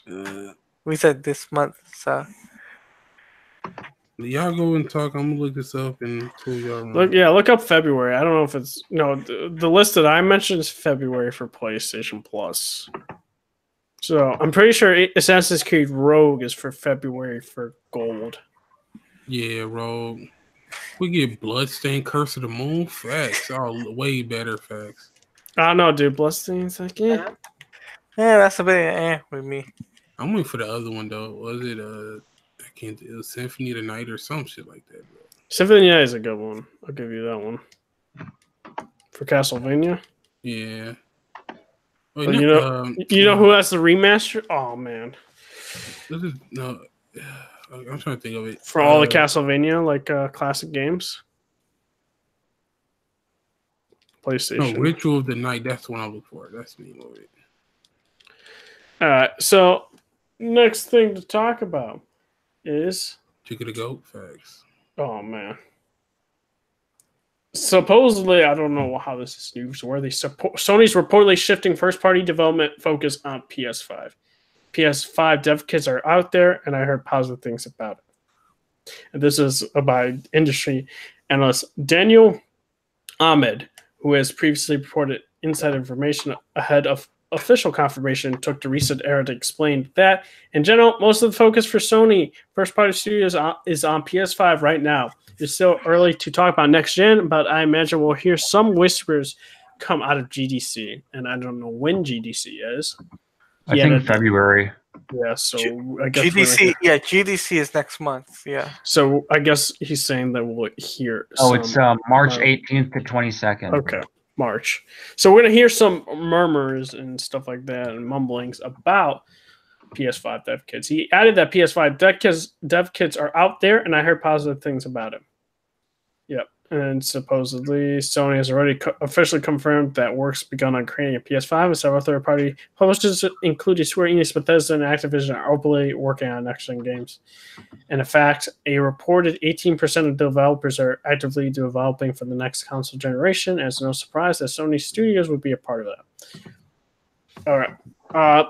I'm not surprised. First-party studios are now working on PS5 games. I'm not surprised Guerrilla Games is, working on it, as well as Polyphony Digital and all the other Sony first-party studios, Japan Studio, and all that. Are we surprised about that? No. Nope. That's what the. I mean, it sucks though, bro. Sucks. What? It really feels like the Pro just came out, dog. You know what came out earlier? Xbox X. I mean, the most powerful console ever created. Facts. Oh man, you say that now until PlayStation 5 comes out. Yeah, anyway, I don't think nobody should be surprised because it's basically you can tell like they're really shifting. Like they're going to release the games they got and then they're moving on. Yeah, and some information inside Xbox returns next week. Boring show. And guess what? It's taking center stage. Anyone can guess? Nope. Ooh, Crackdown. There you go. Crackdown 3 is taking center stage. Announced by Microsoft, the season premiere episode is scheduled for Tuesday, February 5th at 2 p.m. Pacific time. It will focus largely on Crackdown 3. The episode will feature Microsoft Studios Senior Creative Director, Crackdown 3 writer Joseph Staten, who will divulge details on the game's campaign mode and more. Wow. What can I say, man? This game going fly. Let's be real. It took them this long to, finally talk more about the game. When is this game coming out? They're finally talking more about it, like actual information. February 5th, Crackdown 3 release date, and I shout out to Crackdown 3 because that game ain't gonna do well. And that's me being nice. I think it's gonna get a 69. I'm at it. That's just me. I say about a 50, bro. Wait, you said 50? Yeah. That's a little low. I don't think you're gonna get 50. Yeah, nobody's gonna get that game's gonna be. What the? Wait a minute, dude! I searched on the internet. It says February 2019. What? Wait a minute. Where is the actual release date? February 15th. That is 10 days. That's the same day as Jump Force, just to let you know. Yo, that is 10 days after Microsoft's Inside Xbox. Yeah, this game is gonna flop. Whoa, it will not flop. It will be held up by Game Pass for the first 2 months. Crackdown 3 will flop. I'll tell you. There's so many. Hey, man. No, I'm just telling you, man. I mean, we haven't seen enough promotional stuff, right? It hasn't been nothing, right? Compare it to. You just have to accept it, Jigga. Yeah, you have to accept it, bro. Terry Crews can't save the franchise. Oh shit! No, dude, Terry Crews can save anything. The first 2 months, Game Pass is gonna hold it up. Then it's gonna die. Trust me, the game is gonna die within the first week. Give it 2 weeks. Yeah, the game will die out. I disagree. That's what you. Trust me, man. I mean, it's coming out February 15th. You said, right, Red Hood? Yeah, it comes out 10 days after they're talking more about it. February 5th. Wait, you said February 5th or 15th? 5th is when they're talking more about the game. It comes out February 15th. It comes out, Jigga, it comes out on the same day as Jump Force. You know how big Jump Force is right now? Trash. That's what I was saying, Jigga. That's what I was saying. The gameplay was pretty bad. The gameplay. Nobody's really looking forward to either one of those games, bro. Let's be honest. I mean, I'll be straightforward. If you There, And I'm there an might anime be two fan, different bro. games. I There That's might what be I two said. different- There might be anime, two I different. don't- Yeah, but of course, but even though the two different games, the one thing I noticed with Jump Force is that Bandai Namco were promoting that shit through Twitch, through Twitter. There was a lot of stuff that they were doing with the game. Mhm. So they were promotional wise, they were doing really well. Whereas what happened to Crackdown 3, bro? No promotion, no Terry You don't Crews need being on the promotion, advert. bro. People know Yeah, it's coming Terry out. Crews. More people. Come on, man, you gotta It's have like Terry Crews on the they're face. not trying to get the casuals. They're trying to get the Hey. Game Pass people. I think Crackdown 3 will not do well, but I also think Jump Force ain't gonna do well either. That game, as an anime fan, right? I've said this multiple times. I'm an anime fan. I think I to like be Full Metal Alchemist Brotherhood. I like Code Geass. I like Death Note. I like Naruto. Well, like Shippuden. Anything else after that? And you Whoa, don't before like Naruto. Dragon Ball. Come on, you don't like- Boruto was trash. I'm going to say that right now. you didn't like the original Naruto? You Yeah, I did. I said I Yeah, like but the it's original like, Naruto. but what But I'm the saying, Akatsuki and stuff like that, yeah. I still haven't But seen here's the thing, Boruto, so I right? can't even talk. with Jump Force, this is also a latch on for the project thing, which we'll talk about later, which is the Project Z. Yeah, for Dragon we'll talk. Actually, we'll talk Jump Force now, I guess. But well, Inspector, what do you think about Crackdown 3 going into finally being talked about, being shown off 10 days before the game comes out? I mean, I really have no opinion on it. This game has been so heavily delayed, and it just feels like Microsoft just wants to push it out, and like I don't remember how well Crackdown 2 did in terms of sales, but like Crackdown has never, I don't think Crackdown has ever been a big seller. Like no one says, "Oh, we have to buy an Xbox because of Crackdown." It's like, No, you're right. Yeah, that was the biggest problem with their like creating a Crackdown. They try to make it seem like it was a AAA game. It's never been that. It's been like a AA, like time waster until like a great game come out. But they promoted it too different. Like when they not now, but like when it first came out, like they were promoting, oh, this is Crackdown. It's gonna like, but no, don't do that. I Like agree. Microsoft fucked this game over. Shout out to Microsoft. I guess we could talk about Jump Force. And give our opinions on it. I tell you, I never played the beta. I wasn't interested in playing the beta just because of me watching gameplay trailers and seeing people play the game. The gameplay to me doesn't look good. It just doesn't, and the art styles for all of them just look and it's like your old case of like the same damn story, like in Dragon Ball Xenoverse, Super Mario Bros. It's like the same story in Dragon Ball Fighters. It's the same, storylines, and I could care less about those storylines. And I'm a big anime fan. I said that in this podcast, and you could show me Yu Yu Hakusho, which you did. You show me Yugi. You could show me or whatever Slash the Pharaoh, and also Naruto, Sasuke, and all these people, right? And Light Yagami. Like, I'm not going to want to play the game if the gameplay just doesn't look fun. For me, it just doesn't look fun. Big anime fan too. It hurts me to say that. Like Dragon Ball Fighters, when you saw that game, it looked fun. Like the gameplay looked fire. And you're like, this game is going to play well. And then when you played it, it played well. In Jump Force, I don't have that same confidence in the game.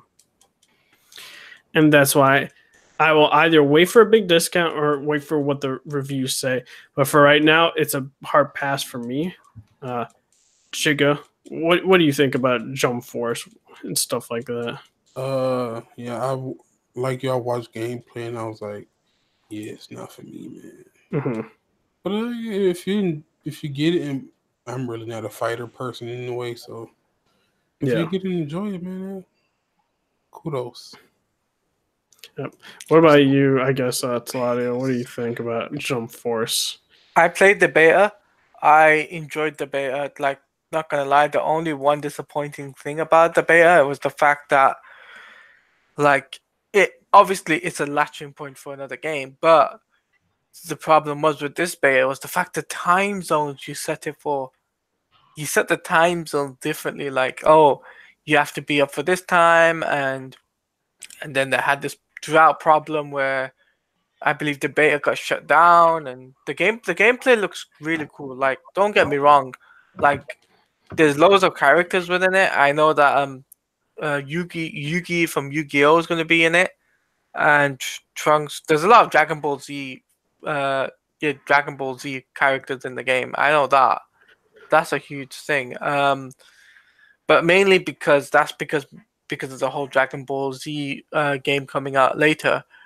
But realistically, the gameplay itself, it looks super cool, and that you could learn off this. Basically, it's an open world. It's like Injustice, but better. Like an Injustice type of feel that you can move around instead of it being straightforward up and down, if you know what I mean. And so I think personally that it's going to be a really entertaining game to play. Now I don't know whether it's going to be competitive. Probably it will be, but realistically, I think that it's going to be one of those games that I think I can see myself playing continuously alongside another game which I'll mention right now, which is the Power Rangers game, which is also got a trailer as well. So yeah, but Jigga, what do you think, man? Well, he said he ain't looking forward to it. He ain't looking forward to it. Oh man. All right.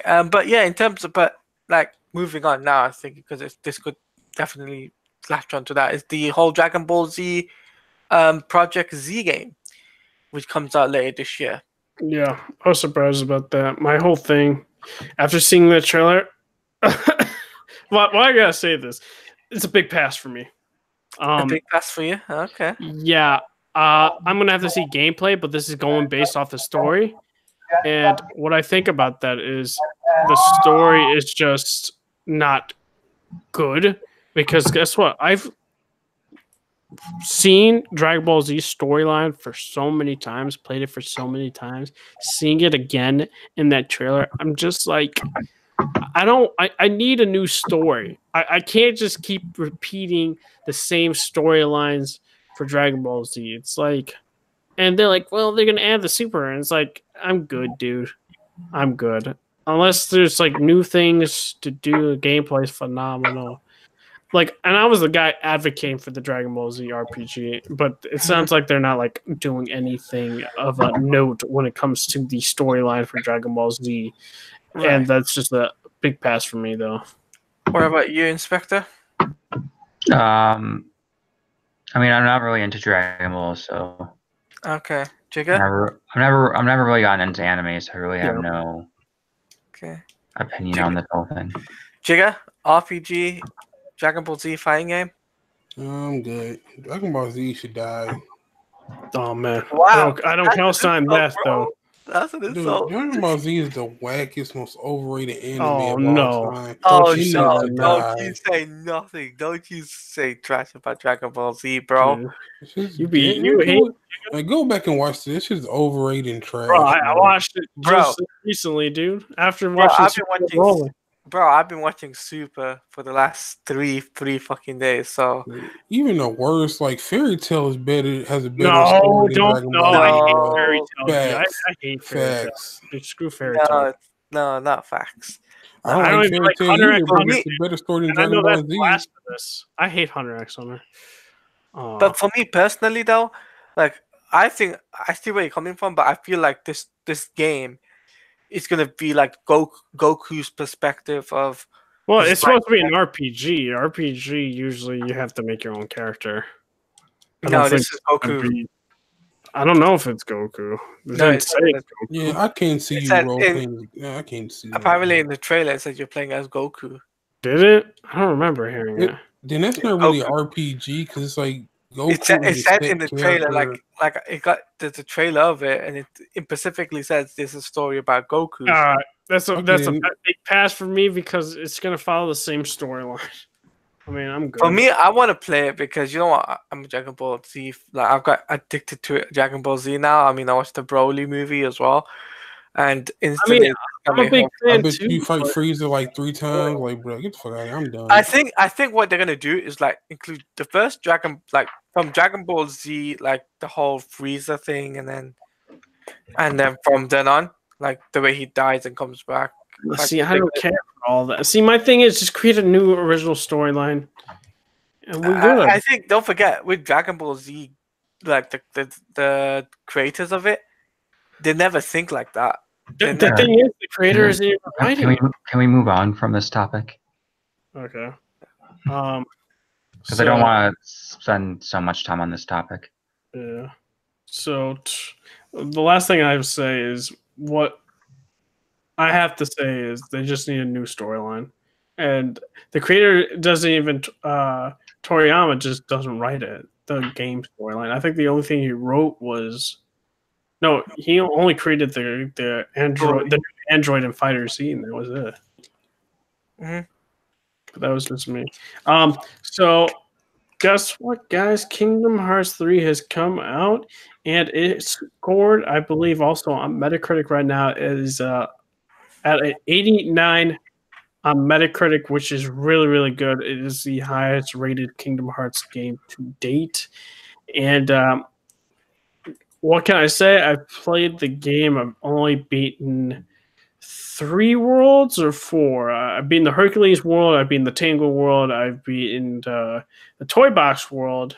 So yeah, I've only beaten 3. I'm in the Monsters Inc. world right now. And what can I say? The visuals are stunning. The gameplay is fluid, and it's like a lot of fun. And actually, you don't have to read in this one as much as you did back in the I guess you say Kingdom Hearts 1, 2, Birth by Sleep, Dream Drop Distance. There were some reading, but now this time it's like fully voice acted.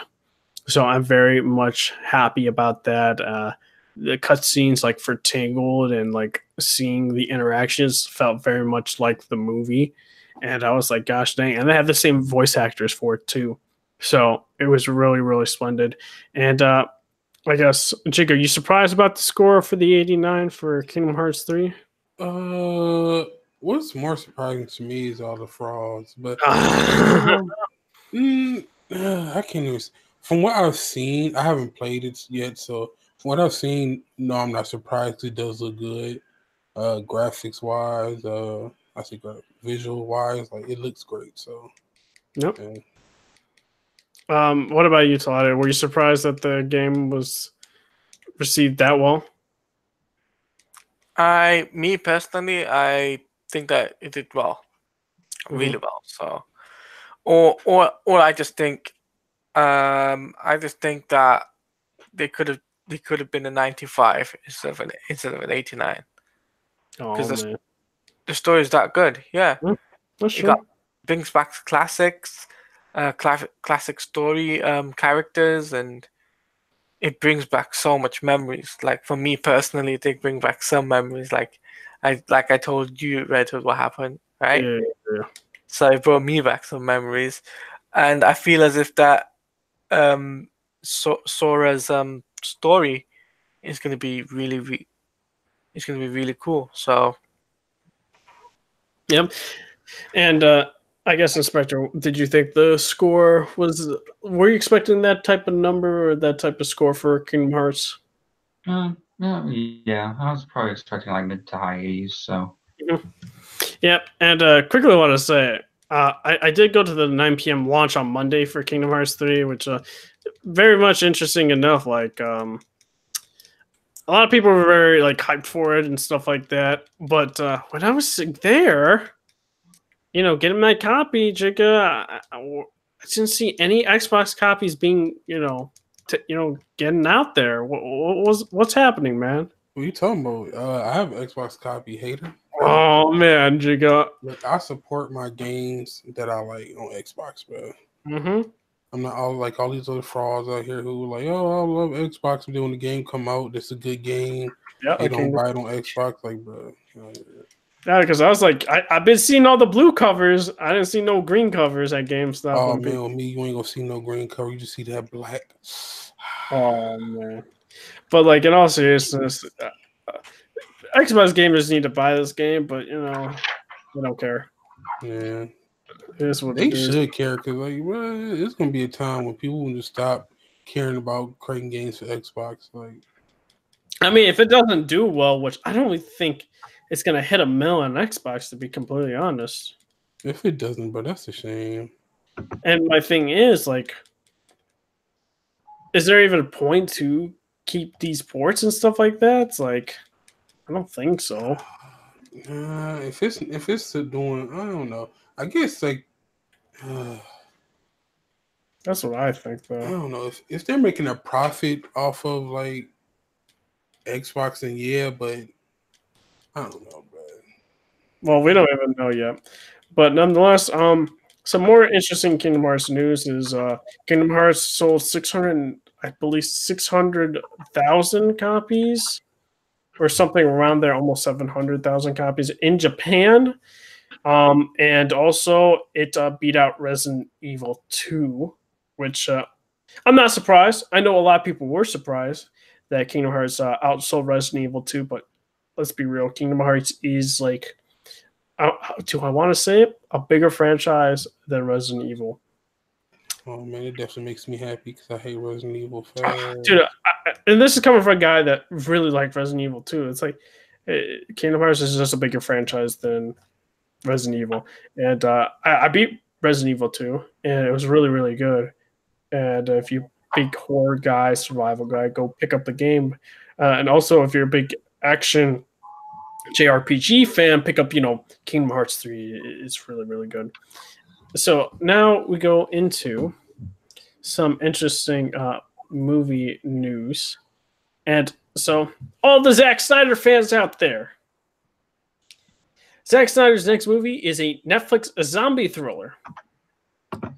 And it's announced through the Netflix See What's Next Twitter account. The film will be called Army of the Dead and features a group of mercenaries that take the ultimate gamble, venturing into a quarantine zone following a zombie outbreak to pull off the greatest heist ever attempted. Snyder will direct and produce the film with his partner and wife, Deborah, their production company, Stone Quarry. The story comes from Snyder. The script is being handled by Joby Harold. Netflix is reported to be taking over the project from Warner Brothers. Warner Brothers. Army of the Dead has been a project long in gestation for Snyder. IGN first reported the project in March of 2007. At the time, the storyline reported was set in a not-too-distant future where the city of Las Vegas has been quarantined. The action revolves around a father who tries to save his daughter from the zombies. Snyder's directorial debut, Dawn of the Dead, was a critical and commercial success. It's unclear at this time if this movie has any direct relation to his 2004 film. And Snyder said this: "There are no handcuffs on me at all with this one. This is the opportunity to find a purely joyful way to express myself through a genre. It will be the most kick-ass, self-aware, but not in a wink-to-the-camera way, balls-to-the-wall zombie freak show that anyone has ever seen. No one's ever let me completely loose like this." And this will be Zack Snyder's first directorial project since he exited Justice League following a family tragedy. What can I say? I'm happy for him. He's going to Netflix, creating his thing. It wasn't Warner Brothers, but now Warner Brothers, I guess, didn't want his project, and it's just like Netflix was like, "All right, we'll take you, and you can do whatever you want with this film. We'll give you your budget, and go make your movie, and we're not going to restrict you creatively." And he's like, "Okay, cool. It'll be interesting. I would like to see what the trailer is. Will it be bad or good? Can't say. It could be like Dawn of the Dead. It was a really, really good film. I'm not going to lie about that. But there were some interesting people and taking shots, stuff like that. But I'm not going to go into that when it's regarding DC. But this is about his film. Inspector, what do you think about that? It sounds cool. Like, I'm happy that he moved on. I don't know how many people are gonna watch it since it's a Netflix movie, and Netflix movies don't really do that well. I'm gonna assume it's gonna have like a limited run. That I'm gonna assume that. I don't know if that'll be 100%. I don't know. Like, Oh man, he said Netflix movies don't do good. DC Bird Box. Oh man. Oh man. yeah, unless it's a meme, it doesn't do well. Oh man. Bird Box is the meme. Anyone remember Bright, the David Ayer movie? Dude, I like that movie. Well, that movie was average at best though. I like that movie. And that's where Adam Sandler Adam Sandler movies are garbage. I'm not gonna lie about that. Yeah, he's not that good no more, bro. Yeah, like I'm happy for Zach. Like I know he had a bunch of troubles with WB. He didn't leave on the best of terms with them. Yeah, and it's interesting because like he has a new production company now, so I guess he closed Cruel and Unusual. Yeah, Stone Cold. That was a WB. I guess Cruel and Unusual was under the WB banner. So he definitely just does not want to be associated with WB, so he just closed it. I'm interested to see how it is, and like with Netflix, I'm kind of worried because with Netflix they have a really limited budget, and Zack Snyder's known for doing like big budget movies. So like I don't know. Like I'm sure he'll find a way to do it well, because I don't think I've ever seen Zack Snyder do like an 80 to 90. Hasn't he sometimes fund his own projects sometimes, or what? Not. Oh yeah, he did his like short film that he did. Because I think he might put some of his money into it as well as Netflix. That's what I'm assuming might happen. That's not guaranteed. Yeah, but what you don't get, Red Hood, is that he's putting all this money to the side for the Snyder Cut. Oh man! Hashtag release the Snyder Cut. Hashtag we need Snyder Cut. Hashtag WB release Snyder Cut. Oh man! Wow. But I guess Slider, what do you think about this news? Zach, this is a fresh start for him. Yep. So this is the fresh start for him, and I think that Zack Snyder, good luck to his horror movie. I hope it does succeed on Netflix. Even though it's it's been about 2 years since he was on the Justice League project. A little over a year. Yeah, a little bit over a year, so almost up to 2 years. So I think this is the best thing for him. So good luck to him on that. Yep. And Jigga, what do you think about Zack Snyder, making that Netflix horror film? Oh man, I'm gonna give it an L, dog, because he said zombies. Oh man, zombies are done, but I'm tired of seeing zombies. The guy that made Dawn of the Dead. Yeah, I'm still tired of seeing zombies, but like you can only do zombies so many times. I feel like it's been done enough. Like, I mean, Zombieland 2 is still coming out. Yeah, dude, I was saying that Zombieland 2. I guess we can transition. Zombieland 2 had photos being shown, and it's supposed to be coming out. I think August, right? August. I think so.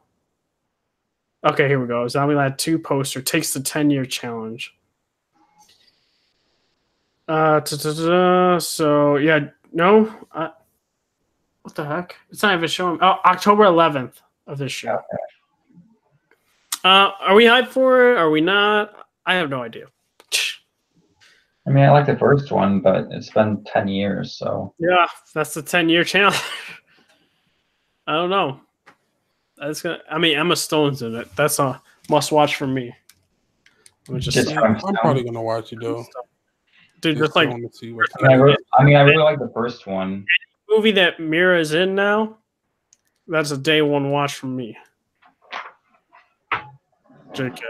Probably not a day one watch from me, but you know where I'm at. Wait, so is it the main characters from the first one still in it, or no? Yeah, I believe so. They had a post. I probably watched it. They have Woody. What is it? Hair? Yeah, they legit do a comparison shot of the people in the 2009 and now, which there's not much change, really. Except for the one that was, more of a kid. And now she looks like older. Other than that, yeah. So Will Smith has revealed the first shot or first look at the Bat Boys for Life. What do we think about Bad Boys coming back? Yeah.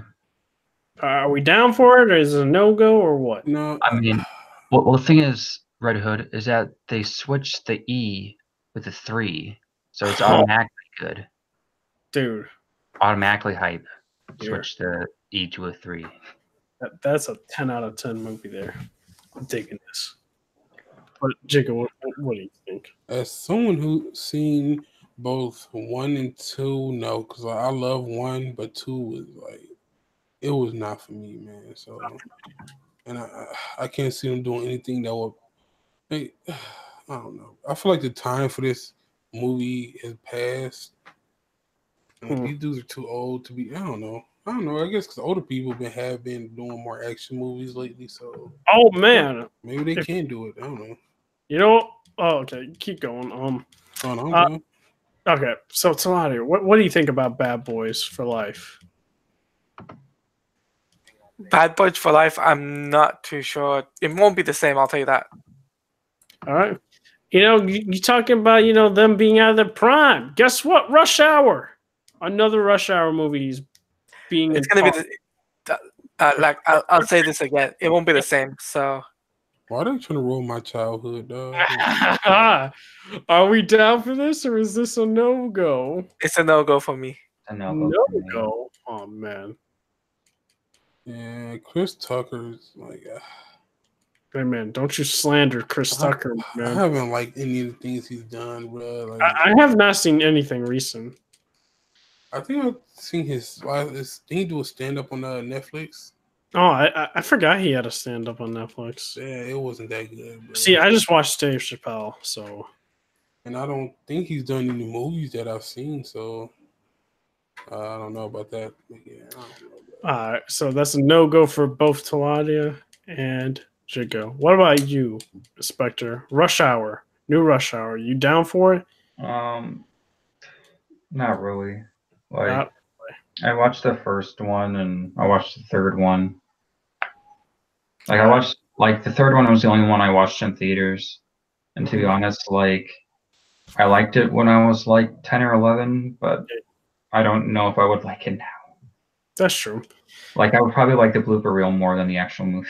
The blooper reels are funny for Rush Hour. I'm not gonna lie about that. So another interesting tidbit when regarding to some of the movies, and that is, let me make sure I have it. Oh man, okay.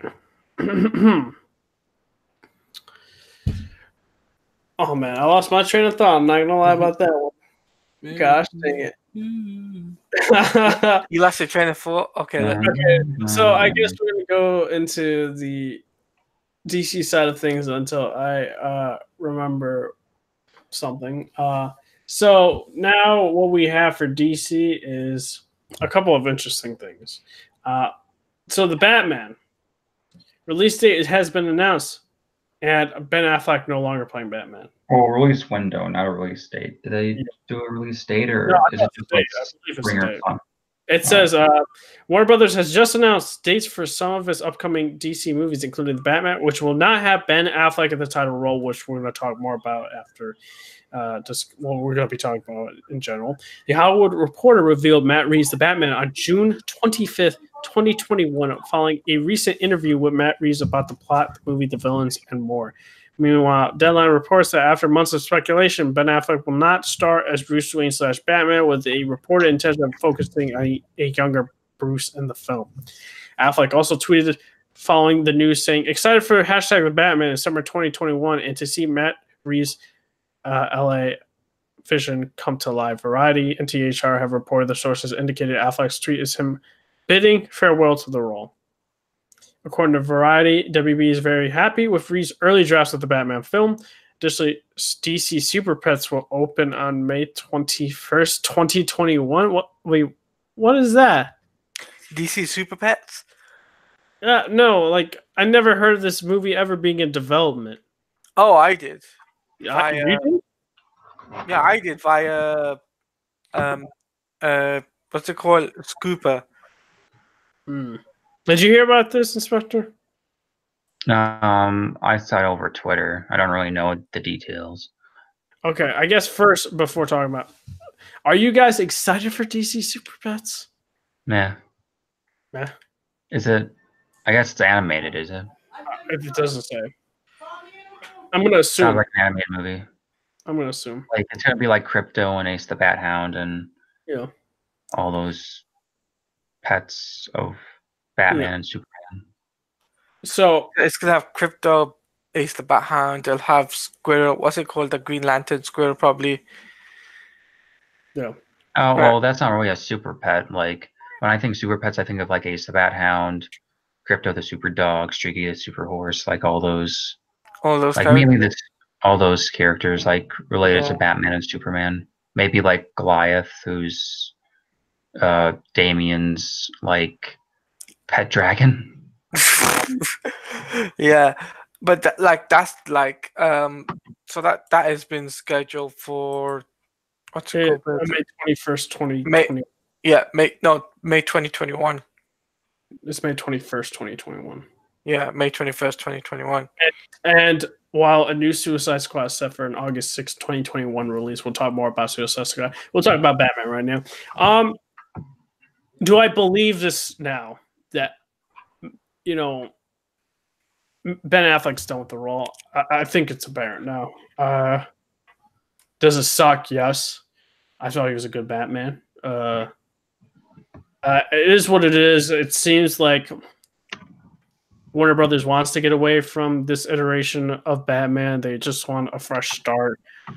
They only focus, Justice League members they want to really hone in on is Wonder Woman and Aquaman. That's really right now what they want to do. I really wish we would get Superman and Ben Affleck as Batman, but it's not going to work. I'm not going to cry about it. I just think it sucked. But it's supposed to be a detective noir film. It's supposed to have a couple of villains here and there. Penguin's supposed to be the main villain, and some other like villains on the side and stuff like that. But I'm hyped.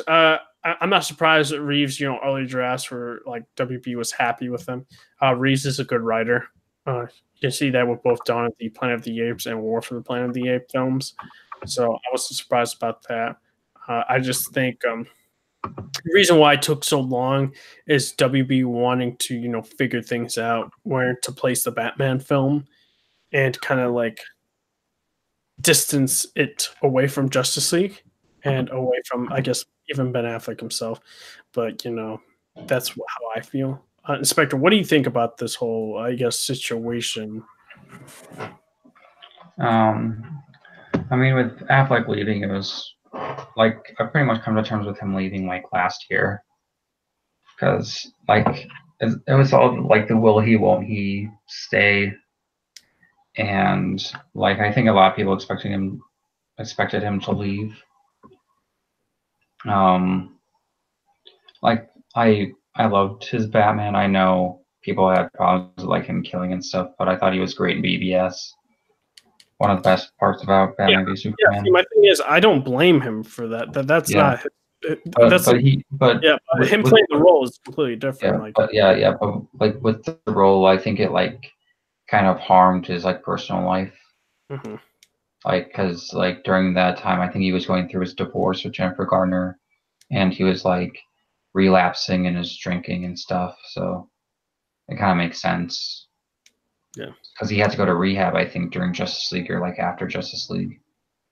So, I mean, all the best to him. I think he's gotten over it. I think he just got out of rehab. So, all the best to him. I'm looking forward to Matt Reeves' Batman, June 25th. And that's usually around the time that Batman movies come out, like end of June. Yeah. So, it makes sense because I think the only Batman, well, I don't want to say the only Batman movie because like Batman Begins came out like June 25th, or it's like June 23rd, somewhere around there. And I know like Dark Knight Rises came out in July, but I think all the rest of the Batman movies came out in June, like end of June. So the release date makes sense. Yeah. Are you surprised that WB was impressed with the early drafts for Reeves Batman? No, not really. Like I don't know if he was going off Affleck's script or if I think he just did a page one rewrite. But I think that was like a report like last year that he was doing a page one rewrite. But I don't care. I mean, I would have liked to see what Affleck was doing, but he was clearly not happy with his script. So I mean, I'm looking for it because Reeves keeps saying like it's a noir driven, like character driven story, and I'm really looking forward to that because like we haven't seen a detective driven Batman movie. Like sure, there's like detective elements like in The Dark Knight, but it wasn't a detective movie. So I'm really looking forward to that. He also said that the Rogues Gallery, or like some of the Rogues Gallery, will be in it. So I'm interested. Yeah, just don't expect. I'm pretty sure they were mentioning Deathstroke won't be in it. I don't think. Yeah. So, like that Deathstroke, like being the villain, was Ben Affleck's script that he was making and stuff like that.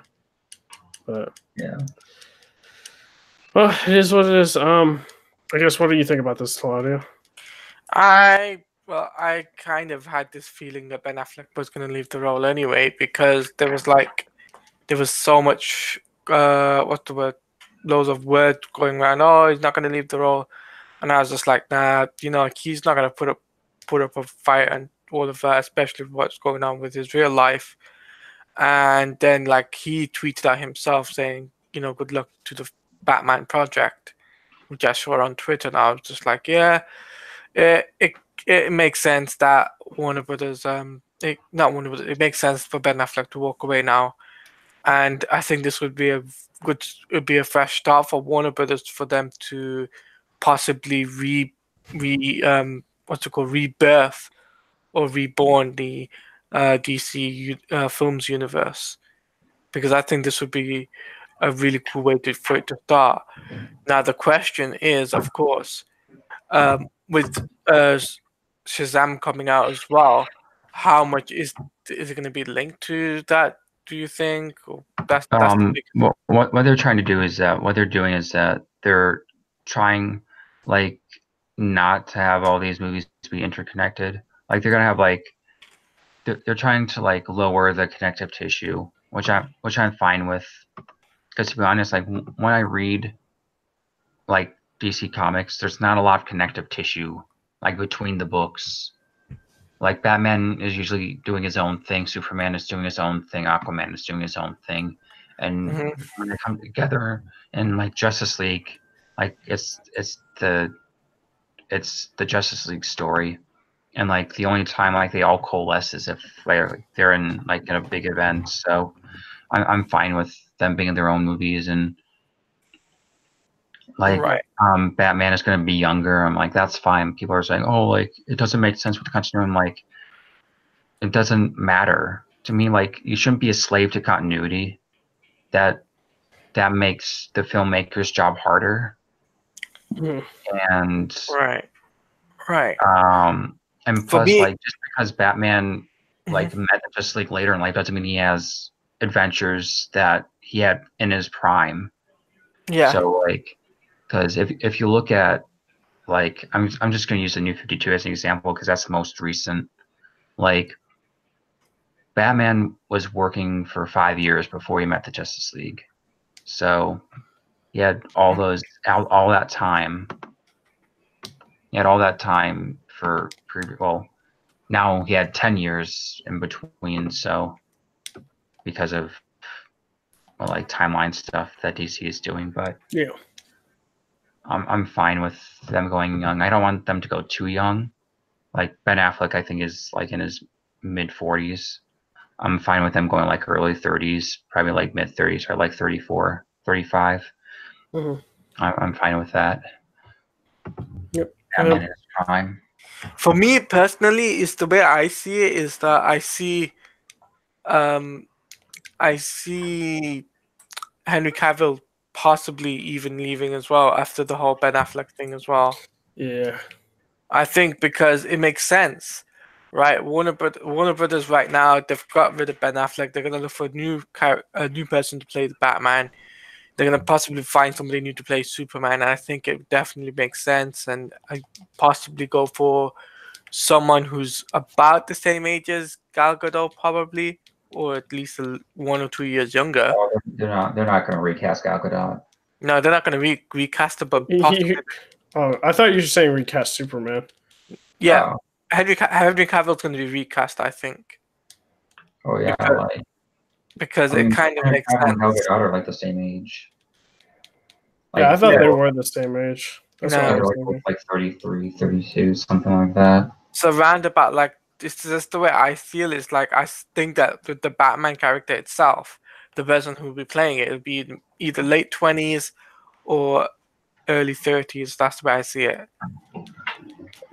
That's the way I see the person who's going to be playing Batman, and then they'll try and maybe in the next 5 years we'll possibly get a really cool Justice League movie, better than what we had at least, and they'll try it again, but they'll make sure that this movie, what they're doing right now, that for the next foreseeable future, the solo film's gonna have to come out, and they're gonna have to push it and try and keep it in continuity with others. I feel, except for the fact, of course, that we're not gonna get a Superman movie. We're not gonna get of the main core characters besides Batman and Wonder Woman. You're not gonna get any more. Flash is still under, God knows what, and what's it called? The Green Lantern Corps could be pushed back to 2022. The rate we're going, even though it's been set for 2020, they could be pushed back. Yeah, I think they took off that date. I don't think it's going to come out 2020. There's no like the script isn't even been finished. Hasn't even passed through yet, and they have no casting, so there's no way it's going to come out 2020. So I think that it's going to be beyond 2020 now. That you're going to look at DC films, and you're going to have to be really realistically looking at those. I mean, we've got. I mean, keep in mind that Birds of Prey and Wonder Woman come out in 2020. Yeah, keep in that mind. Yeah, Birds of Prey, even though that came out, it's just it will definitely mean that 2020 will be full of female character lead roles for the films for DC. You got the Birds of Prey, you've got Wonder Woman, and what else was there in 2020? That's it. I think I think it's Birds of Prey in February, and then Wonder Woman in June. Yeah, and then after that they've got nothing else, right?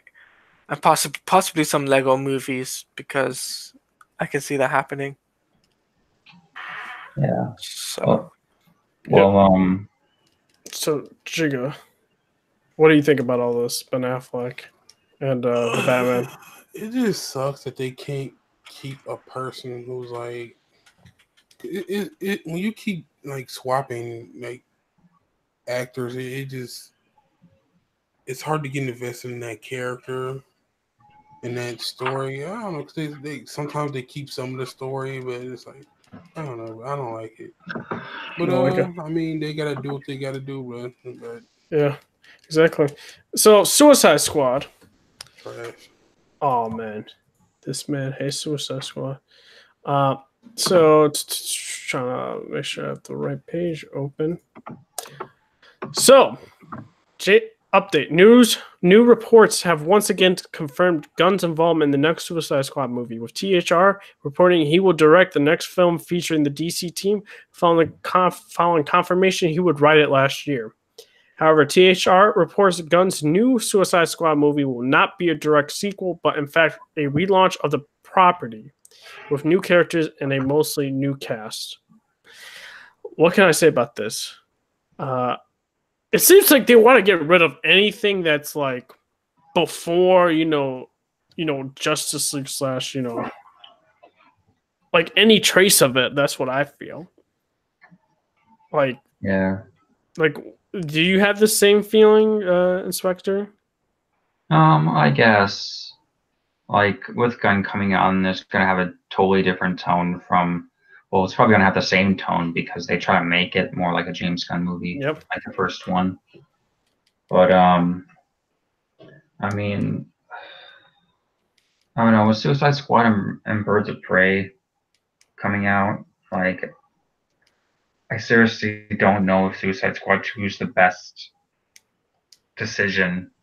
Not just because it's James Gunn, just talking like in general. Yeah. I understand. Like the first one made money, but like it was critically panned. Like fans were mixed to negative on it. Like I like parts of it. Like I like the first act, but then it kind of fell apart once they got into the city. And I like everyone's like interactions with each other. Yeah.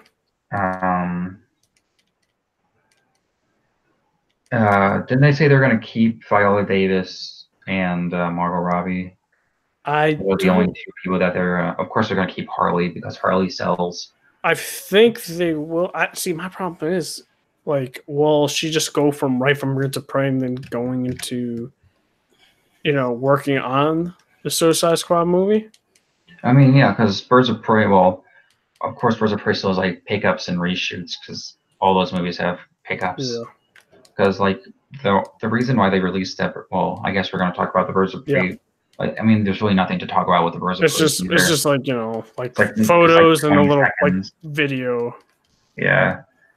I mean, they pretty much did that because I think they were done shooting.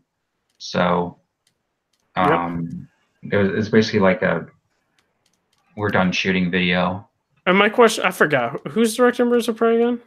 Kathy, and she's like an unknown director. Okay. So we have no idea whether or not it's like basically unknowns can either be like really good or like. I mean, from the looks of it, it has kind of like the same like feel as Suicide Squad, just with all the colors and stuff. Yeah. And I'm worried about this movie because one, it seems like they're trying to force an R rating when the movie doesn't need to be R rated.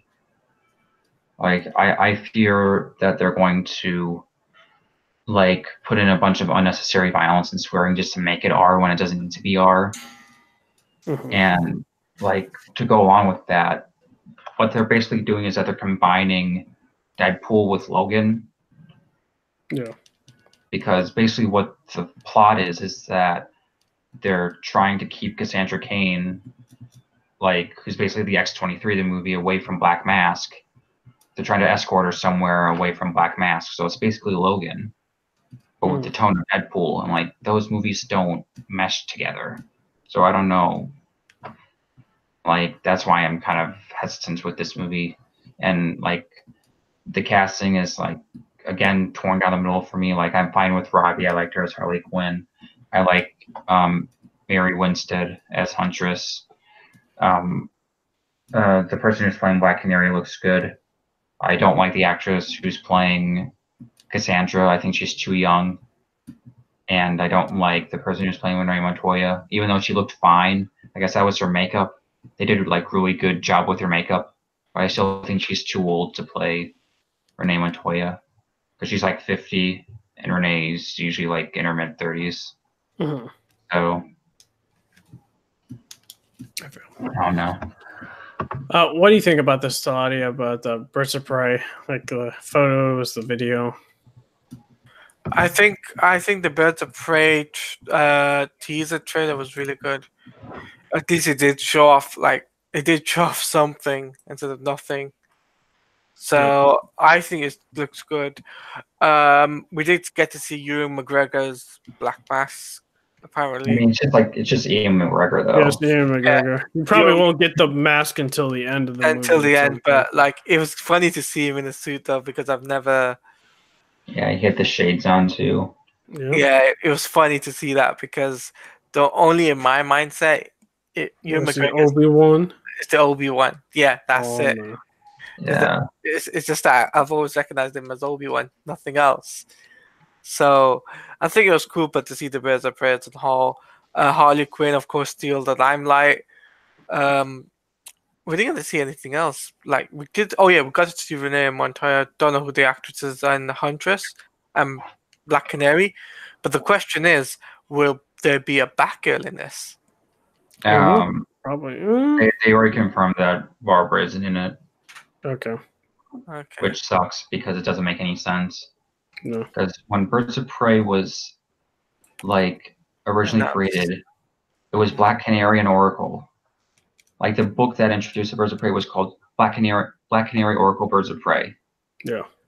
So it doesn't make any sense that Barbara isn't in this movie. And I don't know, and like Cassandra Cain is a Batgirl, but I doubt she's gonna dress up because her costume is like a full face mask.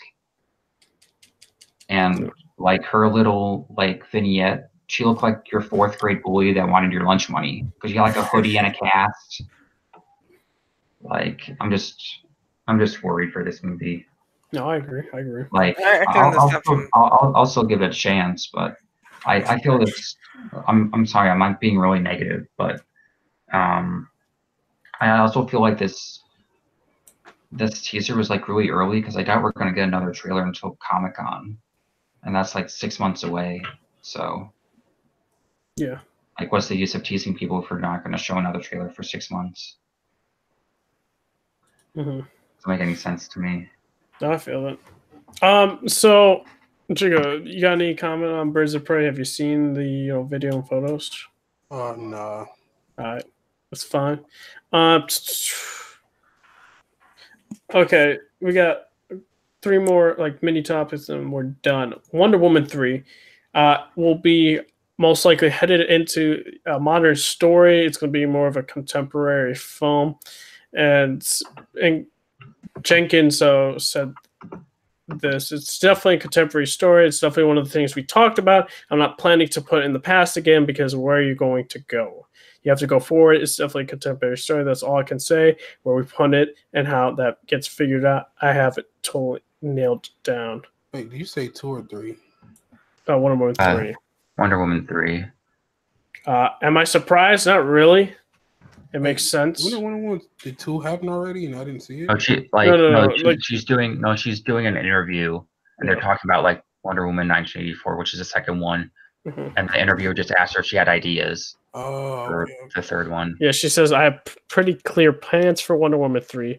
Jenkins said, Vanity Fair. Whether I direct it or not, I see how her arc should end in my incarnation of Wonder Woman. I have great passion for that. I think they're gonna give it to her, like have a third film for her, and she has an ending in mind for her. I'm not surprised it will go into more present day. It makes sense. It's like what she said. It's like you're constrained into the past. It's like you're gonna want to do it more modern. I'm not surprised, to say the least. What about you, Inspector? I'm not surprised. Like, I'm looking forward to it being contemporary because, like, I'm really looking forward to who the villain is because, like, with Wonder Woman 1, it's Ares.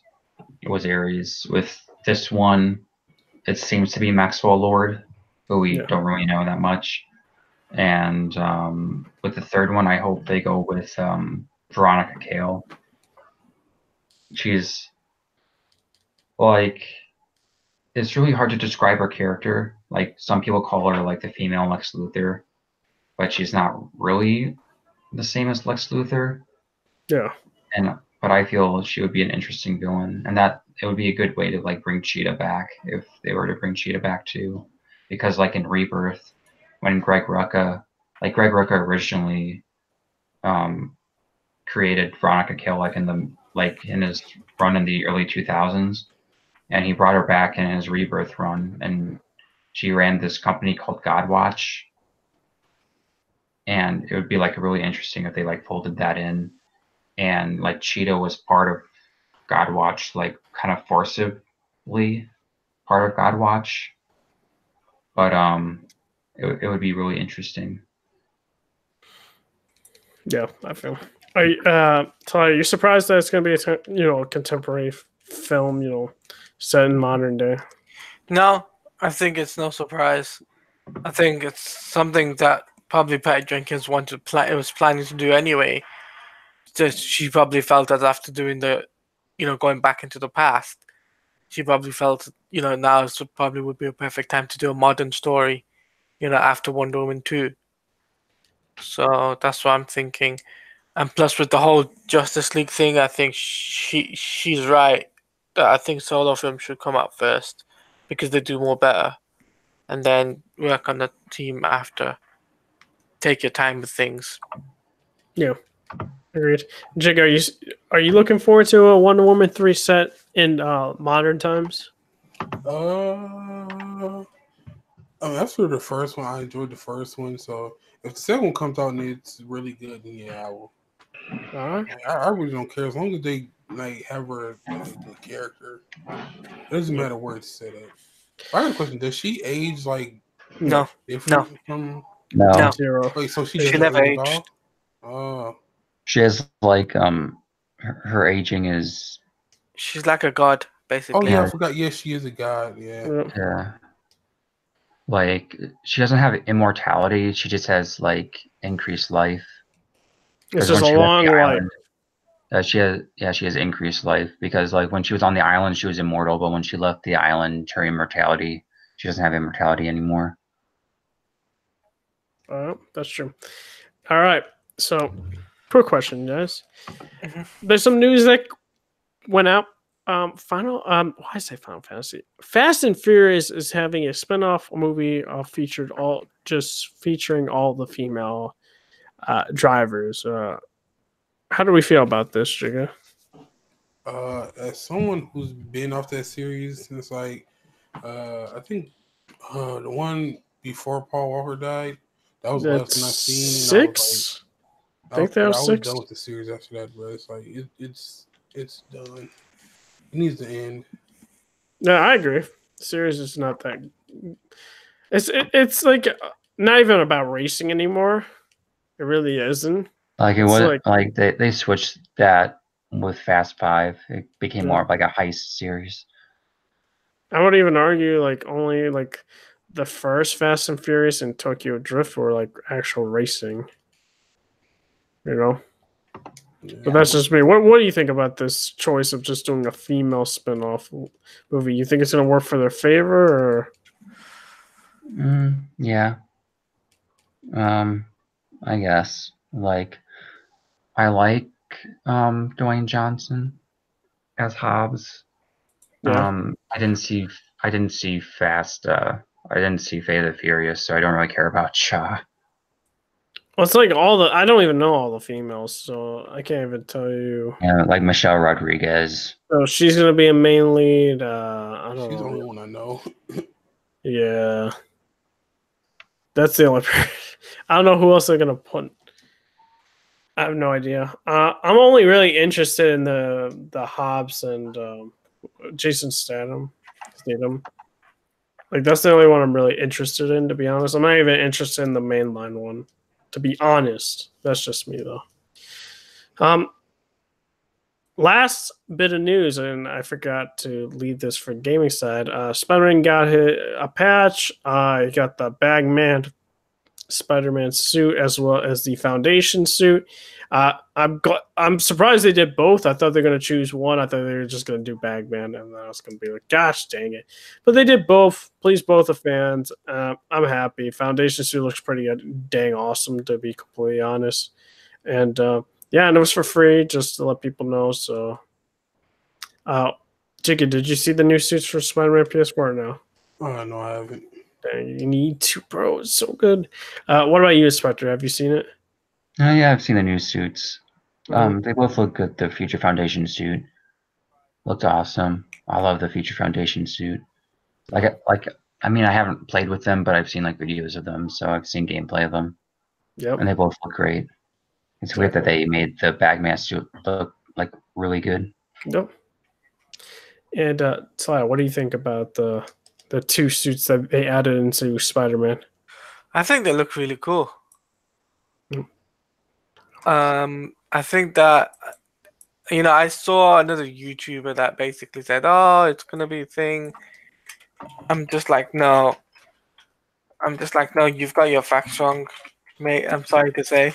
Well, were they trying to say that Fantastic Four was gonna like be in it or something like that, and it's gonna be Yeah. like DLC, like missions or Yeah. something like that?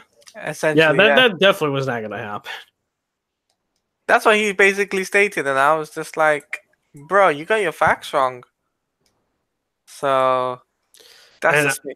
do we think though that this is the last DLC suit content in it? That's what I'm thinking. Mhm. No, that's it. They've done. It's been Yeah. stated already. They're done. Yeah, They're working on the okay. next project already. So Which most likely will be it's Spider-Man. It's just Spider-Man Spider-Man 2. 2. Yeah, I Yeah. mean that's the biggest game that they've made. Biggest Yeah. superhero game that Yeah, sold this is 9 the million. biggest superhero game for them. And now they're working on the sequel, which is already in development. Currently, they worked on the script apparently already. So Yeah, with the lead writer coming back and stuff like that. So yeah, I mean, I saw another YouTuber saying, "Oh, he's gonna come back and he's gonna do possibly a story. They're gonna have the Baxter building." I'm just like, bro, chill. It's yeah, not happening. You got all your facts wrong. So exactly. Well, guys, this was the end of the podcast. Let us know what you guys thought about any of the topics. Did you agree with us? Did you disagree with us? Let us know in the comment section below. And make sure to also hit that like button. And also hit the subscribe button if you want to see more content from us, as well as hit the bell notification so you guys get updates when the podcast go live and my videos go up. That would be greatly appreciated. And now we can do our outros. Make sure to follow me on Twitter at redhead240. I tweet some interesting things. Sometimes I argue with people. Sometimes I like things. I retweet things. But it's a pretty cool Twitter page. So hopefully you guys can go check that out. Also, tomorrow I will probably only live. Well, technically it's today, but later today. After my lab, I'm going to stream some Kingdom Hearts, but that'll be it. I'm not going to stream twice a day. It's just not going to happen. I have a test Friday. So, yeah, I get after this, I'm after an hour or so, I'm going to study, relaxing after the podcast and study that. But make sure to follow me on Twitch at RedHood420, which I'll be live streaming Kingdom Hearts. And I will post it, of course, on YouTube if you guys rather prefer that. I will always do that. And thank you guys for tuning in. Jigga, where can they find you at? Oh man, you can check me out on twitch.tv/jigapril. That's where I stream. That's about it. Nice. And Inspector, where can they find you at? They can follow me on Twitter at the Inspector. All right. And Saladia, where can they find you at? you can find me on Twitter, which is at Taladia Plays, and you can also find me on YouTube, which is Taladia Plays, where I'm going to be doing an update video. It will be released this weekend, and I'll also be streaming back possibly the end of the month. So twitch.tv/Taladia Plays. So that's what I'm going to say. But make sure you subscribe, like, and make sure you leave a comment down below. And until next time, see you guys later. All right, guys. Thank you guys for tuning in. This is the Overleveled Podcast. Signing off. See you guys later.